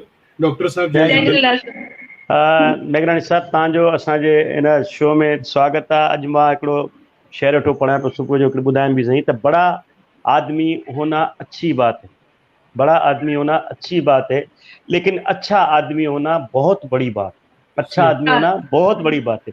आप दिए को तो फूंक मारकर बुझा सकते, आप दिए को तो फूंक मारकर बुझा सकते, लेकिन अगरबत्ती को नहीं बुझा सकते, क्योंकि जो महकता है उसे कौन बुझा सकता है। अगरबत्ती महकंदी आहे, तव्हां कहिड़ी बि फूक हणंदसि हुनजी महक न मिलंदी, हुनजो जेको ख़ुशबू आहे उहा जारी रहंदी, और जलने वाला तो खुद ही जल जाता है। त असांजा मेघराज साहब उहे अथव जेके पुलिस में बि रही अहिड़ी सख़्तु ड्यूटी ॾींदे बि जंहिं महिल बि वेंदो हुउसि हमेशह महकंदा रहंदा हुआ, खिलंदा रहंदा। जेल वेंदासीं मेघराज साहब कॾहिं न चवंदो त यार मां थकिजी आयो आहियां, अॼु मां ड्यूटी तूं आयो आहियां, अॼु मां हेॾो सख़्तु ड्यूटी कई आहे। न कोई बि वञे ग़रीब गोर गुरबो या मेघराज साहब जी ख़ासियत हुई। इन्हनि ॻाल्हियुनि सां साईं तव्हां असांखे कुझु पंहिंजे बारे में ॿुधाईंदा? श्वेता जी तव्हां शुरू कयो। बिल्कुल बिल्कुल बिल्कुल sir, thank you so much Gurmukh ji. तव्हां जेका अखर जेका लाइन्स असांजे अनमोल रतन लाइ यूज़ कंदा आहियो, मां हमेशह कराईंदी रहंदी आहियां। त thank you so much Gurmukh जी। त पहिरीं क्वेश्चन जेको मां नरेंद्र जी सां पुछणु चाहींदमि कि डिफेंस सर्विस तव्हां जॉइन कई त उनजो जेको रीज़न हो, उनजो रीज़न तव्हांजा जेका घर में पास हिस्ट्री रही आहे, छो जो तव्हां थर्ड जनरेशन आहियो जेका आर्म सर्विसिस में जुड़िया, त इहो पहिरियों रीज़न हुयो कि तव्हांजो पुलिस डिपार्टमेंट जॉइन करण जो, कि या तव्हांजी पंहिंजी इहो हुयो कि मूंखे आर्म फोर्स में वञिणो आहे? सभिनी खां पहिरीं सभिनी खे जय झूलेलाल। ऐं मां ॿुधाइणु चाहींदुमि कि डॉक्टर गुरमुख जगवानी खे असां जेके बि गवर्नमेंट ऑफिसर्स आहियूं महाराष्ट्र में, उन्हनि जा गॉड फादर आहियूं। असांखे जॾहिं बि कोई मुसीबत ईंदी आहे असांजे मथां, पॉलिटिकल, पब्लिक, जुडिशियल, त असां पहिरियों फ़ोन डॉक्टर गुरमुख जगवानी खे कि डॉक्टर साहब ये तकलीफ़ आई आहे। इमीडिएट डॉक्टर साहब सीएम ताईं असांखे वठी वेंदो, सीएम खे चवंदो कि भई तव्हां ॿुधी वठो हिननि खे कहिड़ी तकलीफ़ आहे, ऐं इमीडिएट जस्टिस असांखे मुंहिंजे मथां अॼु ताईं 3 दफ़ा मुसीबत आहियूं। 3 दफ़ा मूंखे डॉक्टर जगवानी साहब हुन वक़्तु जेके बि सीएम हुआ, इवन देवेंद्र फडणवीस हुआ, एकनाथ खड़से हुआ, सभिनी वटि वठी वञी करे जस्टिस ॾियारियो। त उन्हनि जा जेके असां ते एहसान आहिनि उहे असां कॾहिं न विसरंदासीं। ऐं डॉक्टर साहब खे हयाती ॾे भॻवान। और इसी तरह इन ई तरह असां जेके बि गवर्नमेंट ऑफिसर्स फ़िलहाल आहियूं, कुझु सिंधी ऑफिसर्स स्टेट में, फॉर एग्जांपल तव्हांजे हिसाब जे लाइ असांजा हिकु IAS ऑफिसर्स आहिनि महाराष्ट्र में, Bhushan Gagrani, first class officers आहिनि, ऐं जे IAS मराठी में कया। असांजा इंस्पेक्टर्स बि आहिनि पुलिस में कुझु सिंधी। असांजे मथां जेॾी महिल आफ़त ईंदी आहे तेॾी महिल असांजो पॉलिटिकल रिप्रेज़ेंटेटिव गवर्नमेंट में हुअणु ज़रूरी आहे। मां सभिनी भाउरनि खे विनंती कंदुमि कि जेके बि असांजा गिना चुना माण्हू पॉलिटिक्स में आहिनि उन्हनि खे तव्हां सपोर्ट कयो, ऐं उन्हनि जे सपोर्ट करण सां ई असांखे एडमिनिस्ट्रेशन में जस्टिस मिली सघंदो। इहो मुंहिंजी सभिनी खां विनंती रहंदी। हाणे श्वेता मैडम जेको क्वेश्चन पुछियो आहे कि मां सभिनी खां पहिरीं ग्रेजुएट करण खां पोइ, पोस्ट ग्रेजुएशन खां पोइ प्रोफेसर हुउमि कॉलेज में। उन ई टाइम खां वठी कॉम्पिटिटिव एग्ज़ाम्स ॾियणु शुरू कयो। फादर पुलिस में हुआ, सिविल सर्वेंट्स हुआ। गाइडेंस असांखे कॉम्पिटिटिव एग्ज़ाम्स कीअं ॾिबी आहिनि इहो घर मां ई हो। सभिनी खां पहिरीं मां यूनियन पब्लिक सर्विस कमीशन जी Combined Defence Service exam clear कई हुई। मैसूर पायलट जे इंटरव्यू जे लाइ वियो हुउमि, बट कुडंट गेट सक्सेस। हुन खां पोइ प्रोफेसरी कंदे कंदे UPSC जी बि एग्ज़ाम ॾिनी। हुन खां पोइ महाराष्ट्र पब्लिक सर्विस कमीशन जी एग्ज़ाम क्लियर करे पुलिस में आयुमि, ऐं 38 साल नौकरी करे पुलिस मां रिटायर थी करे असिस्टेंट कमिश्नर पुलिस ठाणा, मुंहिंजी last posting ACP Bhiwandi division हुई, उतां रिटायर थियई। हाणे बि मां गवर्नमेंट में आहियां, joint director Maharashtra state security corporation, ऐं मराठवाड़ा जो कमु ॾिसंदो आहियां, औरंगाबाद डिवीजन जो। त एडमिनिस्ट्रेशन में अचण जी जेका इच्छा हुई, असांजा जेके ग्रैंडफादर हुआ उहे बिफोर पार्टीशन कराची पोर्ट जा मैनेजर हुआ। ओॾी महिल कराची हे बॉम्बे स्टेट में हो, ऐं असांजे ग्रैंडफादर जो headquarter Bombay port trust Mumbai में हो, ऐं कराची जो एडमिनिस्ट्रेशन मुंबई में हलंदो। हुन खां पोइ मुंहिंजा जेके अंकल हुआ नारायण दास मेघराजानी, उहे गुजरात में कंडला पोर्ट जा मैनेजर हुआ। असांजा ई वॾा अंकल डॉक्टर भूलचंद मेघराजानी कुबेर नगर अहमदाबाद में सिंधी कॉलेज जे प्रिंसिपल हुआ। इन करे असांजी फैमिली सिंध खां वठी एडमिनिस्ट्रेशन में आहे, लीडरशिप में आहे। सो जेका जड़ हुई वो फैमिली मां ई आयल आहे। हाणे डॉक्टर देवनानी सर जेके NCPSL जा आहिनि, मां उन्हनि खे थैंक यू चवण थो चाहियां। डॉक्टर रवि टेकचंदानी NCPSL जा, उन्हनि खे बि मां थैंक यू चवण थो चाहियां। उहे असांजा रेलवे RPF में IG आहिनि, IPS राजा राम सर, उन्हनि मुंहिंजी डॉटर खे गाइड कयो हो दिल्ली में। मुंहिंजी डॉटर डॉक्टर प्रिया मेघराजानी, हुन IAS जी एग्ज़ाम 3 दफ़ा क्रैक कई हुई, परंतु इंटरव्यू में she couldn't get success. Now she is at Seattle America with her husband and ॾाढी सुठे पोस्ट ते आहे। मुंहिंजो सन बि दिल्लीअ में NCPSL जे गाइडेंस में UPSC जी एग्ज़ाम ॾिनी हुई, couldn't succeed, no problem. Now he is सुठी पोस्ट ते आहे कंपनी में, मुंबई में ही केमिकल इंजीनियर आहे, फूड टेक्नोलॉजिस्ट आहे। हीअं एडमिनिस्ट्रेशन में असांजे लोकतंत्र में, लोकशाही में, डेमोक्रेसी में पावर जा 4 स्टेशंस आहिनि। जुडिशियरी आहे, तव्हां टेहल रामानी जज जो नालो ॿुधो हूंदो, हाईकोर्ट जा चीफ जस्टिस हुआ। हुननि जी डॉटर हाणे साउथ में चेन्नई में हाईकोर्ट जी चीफ जस्टिस हुई। एग्जीक्यूटिव ब्यूरोक्रेसी में महाराष्ट्र जा director general of police Raj Khilnani sir हुआ। हुननि बि असांखे, मां पुलिस में रहंदड़, चङो गाइडेंस कयो। मुंहिंजा अंकल ACP हुआ मुंबई जा, मुंहिंजा फादर DYSP हुआ महाराष्ट्र पुलिस में। इन करे असां सिंधी बिज़नेस में न आहियूं, नो डाउट, पर असांखे जुडिशियरी में बि वञिणो आहे। असांजा वकील वर्ल्ड फेमस आहिनि। राम जेठमलानी साहब, पूरे दुनिया में नालो आहे उन्हनि जो ई सन महेश जेठमलानी एडवोकेट, हिननि जो बि नालो वकीलीअ में ॾाढो मशहूरु आहे। जुडिशियरी में भी असांजा सिंधी आहिनि। लोअर जज में जुडिशियल मैजिस्ट्रेट फर्स्ट क्लास ते भी असांजा सिंधी आहिनि। मुंहिंजो अॼु जो प्रेजेंटेशन एडमिनिस्ट्रेशन ते आहे। असांजा टेहल रामानी एयर मार्शल हुआ, एयरफोर्स में हुआ। मुंहिंजा ग्रैंडफादर नेवी में हुआ, मुंहिंजा अंकल नेवी में हुआ। त असांजे सिंधियुनि खे जेके लोकतंत्र जा 4 ही स्तंभ आहिनि, जुडिशियरी, एग्जीक्यूटिव, पॉलिटिक्स, प्रेस में भी अचणु ज़रूरी आहे। हर फैमिली में अगर कोई बिजनेसमैन आहे, हर फैमिली सुठी आहे, तो हुन फैमिली के ज़रूरी आहे कि हुननि जे घर जा जेके यंगस्टर्स आहिनि, हुननि जो लिंक, हुननि जी इच्छा छा आहे, कहिड़े फील्ड में था वञणु चाहिनि। समझो जंहिंजी फैक्ट्री आहे, वो फैक्ट्री हलाईंदो, ज़रूरी न आहे। अगर वो लॉ में सुठो आहे, let him go to judiciary, let him go to legal practice.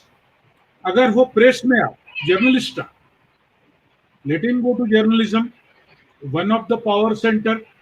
Politics में डॉक्टर गुरमुख जगवानी सिर्फ 1 पॉलिटिशियन, मिनिस्टर, 1 MLC थी करे उन्हनि सिंधियुनि जे लाइ जेतिरो कमु कयो आहे ओतिरो कंहिं कोन कयो। घणा ई सिंधियुनि खे प्लॉट मिलिया आहिनि, घणा ई सिंधियुनि खे उन्हनि जा जेके प्रॉपर्टीज़ लीज ते हुयूं उहे डॉक्टर गुरमुख जगवानी रेगुलराइज़ करे ॾिनियूं आहिनि। त इहे पावर सेंटर आहिनि असांजा। इन करे असांखे पॉलिटिक्स में पंहिंजा माण्हू मोकिलणा आहिनि, जुडिशियरी में पंहिंजा माण्हू मोकिलणा आहिनि, एडमिनिस्ट्रेशन IPS में IAS में। तव्हां ॾिसो मारवाड़ी कम्युनिटी, जैन कम्युनिटी जेका आहे उहे उन्हनि खे वोट बैंक पंहिंजी कोई कोन्हे, पर तॾहिं उन्हनि जा मिनिस्टर्स ॾिसो घणा आहिनि, उन्हनि जा MLA MLCs ॾिसो घणा आहिनि।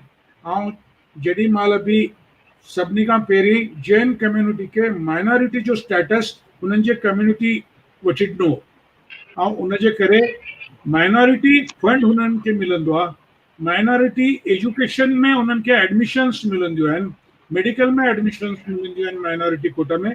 लिंग्विस्टिक माइनॉरिटी न, असां लिंग्विस्टिक माइनॉरिटी आहियूं, बट रिलीजियस माइनॉरिटी में उन्हनि जो कोटा अलॻि आहे। त मां पंहिंजे जिते बि सिंधी वॾेरा आहिनि उन्हनि खे मां चवंदुमि कि असां लिंग्विस्टिक माइनॉरिटी आहियूं, बट रिलीजियस माइनॉरिटी असां हिंदू आहियूं। इन करे असां हिंदू खां परे वञी लिंग्विस्टिक माइनॉरिटी नथा ठाहे सघूं। इन करे असांखे रिलीजियस माइनॉरिटी जे कोटा नथो मिली सघे। रिजर्वेशन जे करे ॾिसो मराठा समाज महाराष्ट्र जो सभिनी खां पावरफुल वॾो पॉलिटिक्स में समाज आहे, तॾहिं बि हो रिजर्वेशन जे लाइ केतिरो विढ़नि था। सुप्रीम कोर्ट ताईं अॼु उन्हनि जा वकील उन्हनि जे ॿारनि खे रिजर्वेशन मिले मेडिकल एडमिशन में, इंजीनियरिंग एडमिशन में, इन्हनि जे लाइ उन्हनि जी फाइट 10 सालनि खां 20 सालनि खां चालू आहे। जॾहिं मराठा समाज है पावरफुल कम्युनिटी आहे महाराष्ट्र में, तॾहिं बि दे वांट रिजर्वेशन। इन करे असां प्रेस में, असां ब्यूरोक्रेसी में, असां जुडिशियरी में, असां पॉलिटिक्स में अचणु ज़रूरी आहे। बिज़नेस त असां ब्लड में आहे असांजे, असां बाय ब्लड बिज़नेसमैन आहियूं ऐं लीडरशिप क्वालिटी असांजे ब्लड में आहे। We are leaders, no where we are slaves आर गुलाम कम्युनिटी मां ईंदा आहियूं। असां हमेशह माण्हुनि खे लीड कंदा आहियूं, फैक्ट्री में लीड कंदा आहियूं। लीडरशिप असांजे ब्लड में आहे, पर असांजे यंगर जनरेशन खे गाइडेंस डॉक्टर गुरमुख जगवानी वांगुरु, डॉक्टर रवि टेकचंदानी वांगुरु, जेके असांजा IG आहिनि रेलवे में, राजा राम सर, हिननि दिल्लीअ में हॉस्टल ठाही आहे सिंधियुनि ॿारनि खे IAS IPS जी तयारी कराइण जे लाइ। फ्री हॉस्टलिंग, फ्री बोर्डिंग आहिनि।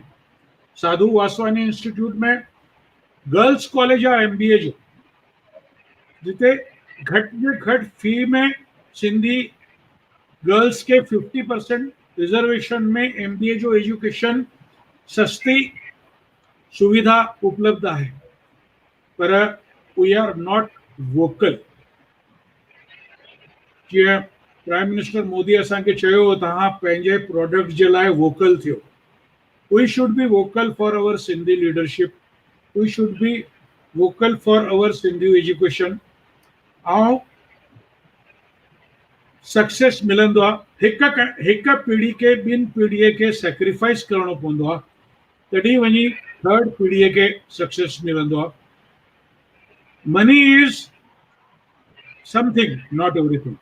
पैसा असां कमाए वठंदासीं, बट एजुकेशन मस्ट आहे, पोस्ट मस्त आहे, डिग्री मस्ट आहे। मूंखे अॼु ख़ुशी थी थिए, मुंहिंजो भाउ आहे प्रोफेसर मनोज मेघराजानी पूना में आहे। अॼु ई हुनखे डॉक्टरेट मिली आहे पूना यूनिवर्सिटी में। मां हुनखे कॉन्ग्रेचुलेट बि जस्ट कयो आहे, congratulate he got the PhD from the Poona university. त असांजा जेतिरे बि एजुकेशन फील्ड में, मुंहिंजो भाउ इंजीनियर आहे, मुंहिंजो सन केमिकल इंजीनियर आहे, फूड टेक्नोलॉजिस्ट आहे। त मां सभिनी हिन तव्हांजे माध्यम सां, सिंधी अनमोल रतन जे माध्यम सां, जेके बि असांजा सिंधी वॾेरा आहिनि, सिंधी लीडरशिप आहिनि, उन्हनि खे मां रिक्वेस्ट कंदुमि कि we should follow the Jain community. Jain community पंहिंजो मेडिकल कॉलेज मुंबई में खोलियो आहे। जैन कम्युनिटी पंहिंजे ॿारनि जे एजुकेशन जे लाइ, इंटरनेशनल एजुकेशन जे लाइ, उन्हनि minority status, religious minority status विड़ी करे वरितो आहे ऐं हुन में हो फॉरेन एजुकेशन सस्ते में पंहिंजा ॿार मोकिलींदा आहिनि। तव्हां इंडियन इकोनॉमिक सर्विस जेका IES आहे, IAS IPS फॉरेन सर्विस खां पोइ IES आहे, कस्टम्स में जेतिरे बि ऑफिसर्स आहिनि तव्हांखे जैन कम्युनिटी जा मिलंदा, इंडियन इकोनॉमिक सर्विस जा। इंडियन इकोनॉमिक सर्विस में हुननि जो गॉडफादर आहिनि दिल्ली में, जेके हुननि खे गाइड कंदा आहिनि। वधि में वधि कस्टम ऑफिसर्स ऐं इनकम टैक्स ऑफिसर्स के जैन कम्युनिटी में आहिनि, छोकी हुननि खे गाइडेंस आहे हुननि जे। चार्टर्ड अकाउंटेंट जैन कम्युनिटी जा सभिनी खां वधीक तव्हांखे मिलंदा। इन करे असां पंहिंजे यंग जनरेशन, असांजा यंगस्टर हिकदमि इंटेलिजेंट आहिनि, पर असां में सिर्फ़ु हिकु वीकनेस आहे, वी गो फॉर लग्ज़री। मेहनत में असां थोड़ा कमज़ोर आहियूं। लग्ज़री असांखे बचपन खां मिलंदी आहे, छोकी 1 चाइल्ड नॉर्म आहे, 2 चाइल्ड नॉर्म आहिनि। सभु पेरेंट्स पंहिंजे ॿारनि जे लाइ पूरी दौलत लुटाइण जे लाइ तयार आहिनि, गाॾी, मोबाइल सभु, बट उहो ई ध्यानु हुननि खे एजुकेशन में ॾियणो आहे। डॉक्टर जगवानी साहब हींअर चयो कि सिंधी लैंग्वेज असांजा हर शहर में लिंग्विस्टिक माइनॉरिटी जो सिंधी स्कूल कॉलेज हुअणु ज़रूरी आहे। हिकु सब्जेक्ट त्रिभाषा फार्मूला हर स्टेट में आहे, इंग्लिश, हिंदी, मराठी। उन जे जगह तव्हां थर्ड लैंग्वेज सिंधी खणी था सघो। हिकु सब्जेक्ट तव्हां सिंधी पढ़ो ऐं बाक़ी सभु सब्जेक्ट साइंस जा तव्हां इंग्लिश में पढ़ो, कंप्यूटर तव्हां इंग्लिश में पढ़ो, बट हिकु सब्जेक्ट तव्हांजो सिंधी रहंदो त तव्हांखे सिविल सर्विसेस में जेतिरे बि सिविल सर्वेंट्स आहिनि, तमिल जा सिविल सर्वेंट तमिल भाषा खणंदा आहिनि, कश्मीर जा सिविल सर्वेंट उर्दू खणंदा आहिनि।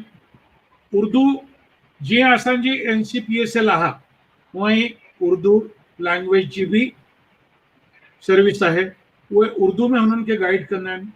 ऐं वधीक वधीक मुस्लिम्स उर्दू खणी सिविल सर्विसेस में अचनि, हीअ हुननि जी कोशिश रहंदी आहे। असांजी NCPSL बि उहा कोशिश करे वेठी, पर अञा ताईं हुननि खे जेतिरो सक्सेस मिलणु चाहे उहो मिलियो कोन्हे। त असांखे administration, bureaucracy, judiciary, press, economic services में असांजा सिंधी ॿार अचनि, हिननि जे लाइ तव्हां सभु कोशिश कंदा। एतिरो चई करे मां तव्हां खां आज्ञा थो वठां। श्वेता मैडम के अगर कुछ सवाल हुजन, डॉक्टर गुरमुख जगवानी सर के कुछ सवाल हुजन तो तव्हां जरूर मूंखां पुछंदो, मूंखे ॾाढी ख़ुशी थींदी। टीचर अंकल तव्हां कुझु पुछणु चाहियो था सर खां? मां त हिननि जो धन्यवाद करण आयो आहियां कि भई हेतिरियूं सुठियूं ॻाल्हियूं असांखे ॿुधाए थो, ऐं जीअं असांजे समाज लाइ चई भई यंगस्टर खे बि असांखे अचणु खपे अॻियां, त हिननि खां त मां चवंदुसि भई घणो ई कुझु असांखे सिखणो आहे। ऐं असांजी यूथ टीम लाइ बि असांखे हिननि सां गॾु हिकिड़ो सेमिनार करणो पवंदो, जिते असां 40-50 यूथ खे गॾु करे हिननि नरेंद्र साहब जो हुते असां सेमिनार कयूं। थैंक यू, तव्हां असांजे शो ते आया। जय झूलेलाल। जी बिल्कुलु, thank you so much teacher uncle. त मां वेंदे वेंदे नरेंद्र जी सां 2 क्वेश्चन हुते करणु चाहींदमि। नरेंद्र जी खे अगरि तव्हां स्क्रीन ते खणी अची सघो त प्लीज़। जी सर, तव्हां एतिरो कीमती समय असांखे ॾियो था, हिन लाइ मां तव्हांजो दिलि खां धन्यवाद करणु चाहींदमि। पर मूंखे 2 क्वेश्चन तव्हां खां पुछणा, जीअं मां तव्हां खां ॻाल्हायो ऐं जंहिं महिल असां डिस्कस कयूं पिया, त उन में मां 2 हाईलाइटेड पॉइंट्स तव्हांजी लिखी रखी हुयूं सर, कि जेका गर्ल्स एम्पावरमेंट, जेका वुमेन एम्पावरमेंट हाणे हींअर असांजे देश में हली रही आहे, पर किथे न किथे अञा बि छोकिरियुनि लाइ ओतिरो मुक़ाम या ओतिरो जेको चइबो आहे न भई छोकिरियूं ब्लूम करे असांजे समाज में अची सघनि, अॻियां वधनि, हुन जी एजुकेशन लाइ चओ या हुननि जे कम लाइ चओ, किथे न किथे अञा बि कोई न कोई जीअं फॉर एग्जाम्पल अगरि मां ॾियां त अगरि शादीअ जे टाइम ते अगरि कोई छोकिरी वधीक पढ़ियल हुजे त उनखे बि खपे कि भई मुंहिंजो मुड़ुसु बि ओतिरो ई पढ़ियल हुजे। त उन में हिकु ॻाल्हि किथे न किथे अटकी रही आहे असांजे समाज में। सर तव्हांखां पुछणु चाहींदमि हिन जो कुझु रीज़न आहे या ईअं छो थी रहियो आहे? रीज़न आहे, रीज़न इकोनॉमिक आहे। असां जेॾीमहिल आयासीं सिंध मां पेनीलेस हुआसीं, ज़ीरो हुआसीं। असांजूं 2 जनरेशन रोटी कपिड़ा मकान इन में वयूं आहिनि। अॼु असांजा वॾेरा रुपयो पाई पैसो संभाले करे ख़र्च कंदा आहिनि, रिजर्व रहंदा आहिनि कि असां पैसो न विञायूं। पर न्यू जनरेशन हिन जे खिलाफ़ आहे। जी असांजे फैमिली में सम्झो मूंखे 2 ॿार आहिनि, हिकु छोकिरो आहे हिकु छोकिरी आहे।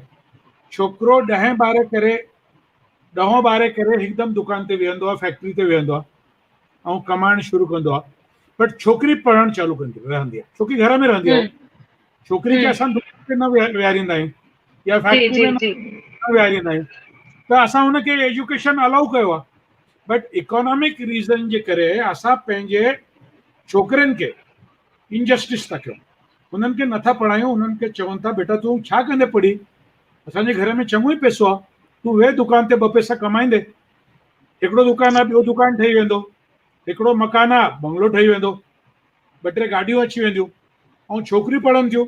पर छोकिरियूं जेॾी महिल एजुकेशनली एम्पावर थियनि थियूं तॾहिं हुननि जो मेंटल ट्यूनिंग अलॻि थी थो वञे। हुननि खे दुकान ते विहण वारा ॿार न खपनि शादीअ जे लाइ। हुननि खे कॉर्पोरेट एग्जीक्यूटिव खपे, टाई कोट वारो। त हाणे हे माइंड सेट कीअं बदिले? मुंहिंजी भतीजी आहे हींअर, उहो गवर्नमेंट सर्विस में आहे एमपीए में। हुनजे लाइ एतिरा वॾा रिश्ता आया फैक्ट्री वारनि जा, करोड़पति।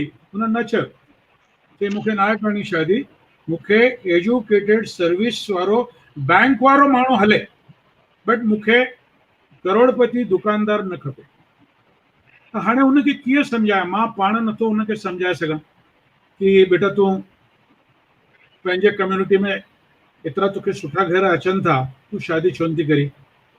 हुनजे फादर, मुंहिंजे ब्रदर मूंखे चयो कि हुनखे छोकिरीअ खे सम्झायो। मां चयुमि भाई let her take own decision. I can only guide. Let her take her own decision कि तोखे शादी किथे करणी आहे, कैसा करणी आहे। हुननि खे असां एतिरो फ्रीडम ज़रूर ॾियणु घुरिजे। हुननि खे पंहिंजे पेरनि ते बीहण जे लाइ असां गाइड करणु ज़रूरी आहे। But let her take her own decision कि एजुकेशन वठी। Education is not only degree कि भाई तव्हां ग्रेजुएट आहियो, पोस्ट ग्रेजुएट आहियो। एजुकेशन मीन्स तव्हांजी सोच समझ जी पावर ओतिरी आहे, तव्हांजी थिंकिंग प्रोसेस ओतिरी वॾी आहे कि मां पंहिंजो पार्टनर कीअं चूज़ कयां। त मां पंहिंजे सिंधी जेतिरा बि वॾेरा आहिनि, लीडर आहिनि असांजा पीढ़ीअ जा, उन्हनि खे रिक्वेस्ट कंदुमि कि यंगर जनरेशन जे एजुकेशन ते वॾी में वॾी ध्यानु ॾियनि। हिकदमि 10-12 खां पोइ दुकान ते न विहारनि। Let him do graduation, post graduation, MBA। हुन खां पोइ त हुनखे फैक्ट्री हलाइणी आहे, किथे वेंदो हो? बट असां पेटी ट्रेडिंग सां परे वञी करे फैक्ट्री में वञूं, एंटरप्रेन्योर थियूं, वॾा इंडस्ट्रियलिस्ट थियूं। ऐं we should not be only job seeker, we should be job giver। असां जेॾी महिल 100 माण्हुनि खे जॉब ॾींदासीं त असांजो स्टेटस ऑटोमेटिक वधंदो। अॼु हीरानंदानी फैमिली आहे मुंबई जी, हिंदुजा फैमिली आहे। हुननि जा ॿारनि जो एजुकेशन स्टैंडर्ड तव्हां ॾिसो ऐं तव्हां सम्झो उन्हनि खे चवंदव कि भाई तव्हां सिंधियुनि में शादी छो न था कयो, वुमन एम्पावरमेंट में छोकिरी ॿाहिरि आउट ऑफ सिंधी कम्युनिटी छो थी शादी करे, तो दैट इज़ रॉन्ग। हाँ, हिकिड़ो आहे थोरो सा रिलीजियस, छा चवंदा हुनखे, I am not against any religion, but culturally our religion, Hindu religion, doesn't match with the other religions, so that should be followed। Absolutely. चवण जो सर तव्हांजो इहो ई मतिलबु रहंदो कि पैसो वधीक अहमियत नथो रखे पर तालीम वधीक अहमियत थी रखे। तव्हांजा जेका सोच वीचार असां सां तव्हां शेयर कया सर, असां तव्हांजा तहे दिलि सां वरी हिकु दफ़ो धन्यवाद कंदासीं। तव्हां पंहिंजो कीमती समय असांखे ॾिनो। वरी असां तव्हां सां जुड़ंदासीं very very soon. Thank you so much sir, तव्हां शो ते आयो। Thank U. जय तव्हां झूलेलाल घुरायो। सर। तव्हांजे सिंधी अनमोल रतन चैनल जो ॾाढो शुक्रिया। ऐं मां वरी डॉक्टर गुरमुख जगवानी जो तहे दिलि सां मां शुक्रिया अदा थो कयां हुननि खे। हुननि असांखे जेतिरो सपोर्ट ॾिनो आहे गवर्नमेंट ऑफिसर्स खे शायदि ई कंहिं ॾिनो हूंदो। जी सर, बिल्कुलु। Thank you so much sir, तव्हां आया वरी। त इन ई जज़्बे सां, इन ई पॉज़िटिव एटीट्यूड सां मां हिते असांजी नेक्स्ट अनमोल रतन खे स्क्रीन ते घुराइणु चाहींदमि। तव्हां सभिनी जे विच में दर्शकों मां ॿुधाइण ते ॾाढी ख़ुशी थी रही आहे कि इहा इकलौती मुंहिंजी नज़र में, छाकाणि त जेॾी महिल मां हुननि जो प्रोफाइल पढ़ां पई त मूंखे बाक़ाइदे रोंगटा खड़ा थी विया। छो जो उन्हनि जी उपलब्धियूं एॾी ज़बरदस्त पैमाने ते आहिनि ऐं प्रोफेशनली उन्हनि एतिरी पढ़ाई हासिल तालीम हासिल कई, पढ़ाई कई ऐं उन खां पोइ समाज सेवा लाइ उन्हनि जेको जज़्बो रखियो आहे उहो क़ाबिल तारीफ़ आहे। त उन्हनि जो तारुफ़ मां हिते कंदे, उहो NCPSL जी एग्ज़ीक्यूटिव बोर्ड मेंबर सां जुड़ियल आहिनि ऐं एक्स मिनिस्टर ऑफ स्टेट जे महिलाउनि ऐं ॿारनि जे वेलफेयर यानी कल्याण लाइ कमु कयो आहे। एक्स MLA नरोडा कॉन्स्टिट्यूंसी यानी अहमदाबाद सां जुड़ियल हुया। हू महिलाउनि ऐं ॿारनि जे कल्याण लाइ हमेशह अॻिते रहिया आहिनि। हुननि विधवा सहिया योजना लाइ आसान ऐं सरल रस्ता ठाहिया आहिनि ऐं साण ई साण उन्हनि ECC यानी प्री प्राइमरी एजुकेशनल प्रोग्राम भी शुरू कया। हुननि 10,000 महिलाउनि जे रोज़गार लाइ क्षण कयो आहे। हुननि वन स्टॉप सेंटर ऐं पोषण सुधा योजना भी चालू कई आहे। हुननि सिंधी समाज भी ॾाढा कम हिते कया आहिनि त मां उहो बि पढ़णु चाहींदमि तव्हां सभिनी जे विच में। सिंधी साहित्य अकेडमी वरी शुरू करणु काई नंढी ॻाल्हि न हुई। उन्हनि उहो बि शुरू कयो, उन्हनि जे लाइ प्रयास कयो ऐं काफ़ी सालनि ताईं तव्हां सभिनीनि खे ॿुधाईंदमि कि सिंधी साहित्य अकेडमी बंदि हुई त उन्हनि लाइ उन्हनि परिश्रम करे उहा संस्था वरी शुरू कई। उन खां पोइ इहा सभिनीनि लाइ जेका बि दर्शक हिते जुड़ी रहिया आहिनि, इहो ॿुधी करे तव्हां सभिनीनि खे ख़ुशी थींदी कि 114 पाकिस्तानी हिंदूज़ खे इंडियन सिटीज़न ॾेई करे under the guidance the coordination of central ऐं स्टेट गवर्नमेंट हिकु इतिहास ठाहियो। हू तमामु संस्थाउनि सां जुड़ियल आहिनि ऐं वॾे पैमाने ते कमु करे रहिया आहिनि। सिंधी समाज ऐं उन जे वाधारे लाइ बि ॾाढा प्रयास करे रहिया आहिनि। हू प्रोफेशनली हिकु गायनोकोलॉजिस्ट आहिनि, हिकु प्रोफेशनल डॉक्टर आहिनि। मां हिते स्क्रीन ते वॾे ई प्यार सां ऐं वॾे ई रिस्पेक्ट सां घुराइणु चाहींदमि डॉक्टर निर्मला सुनील वाधाणी जी खे।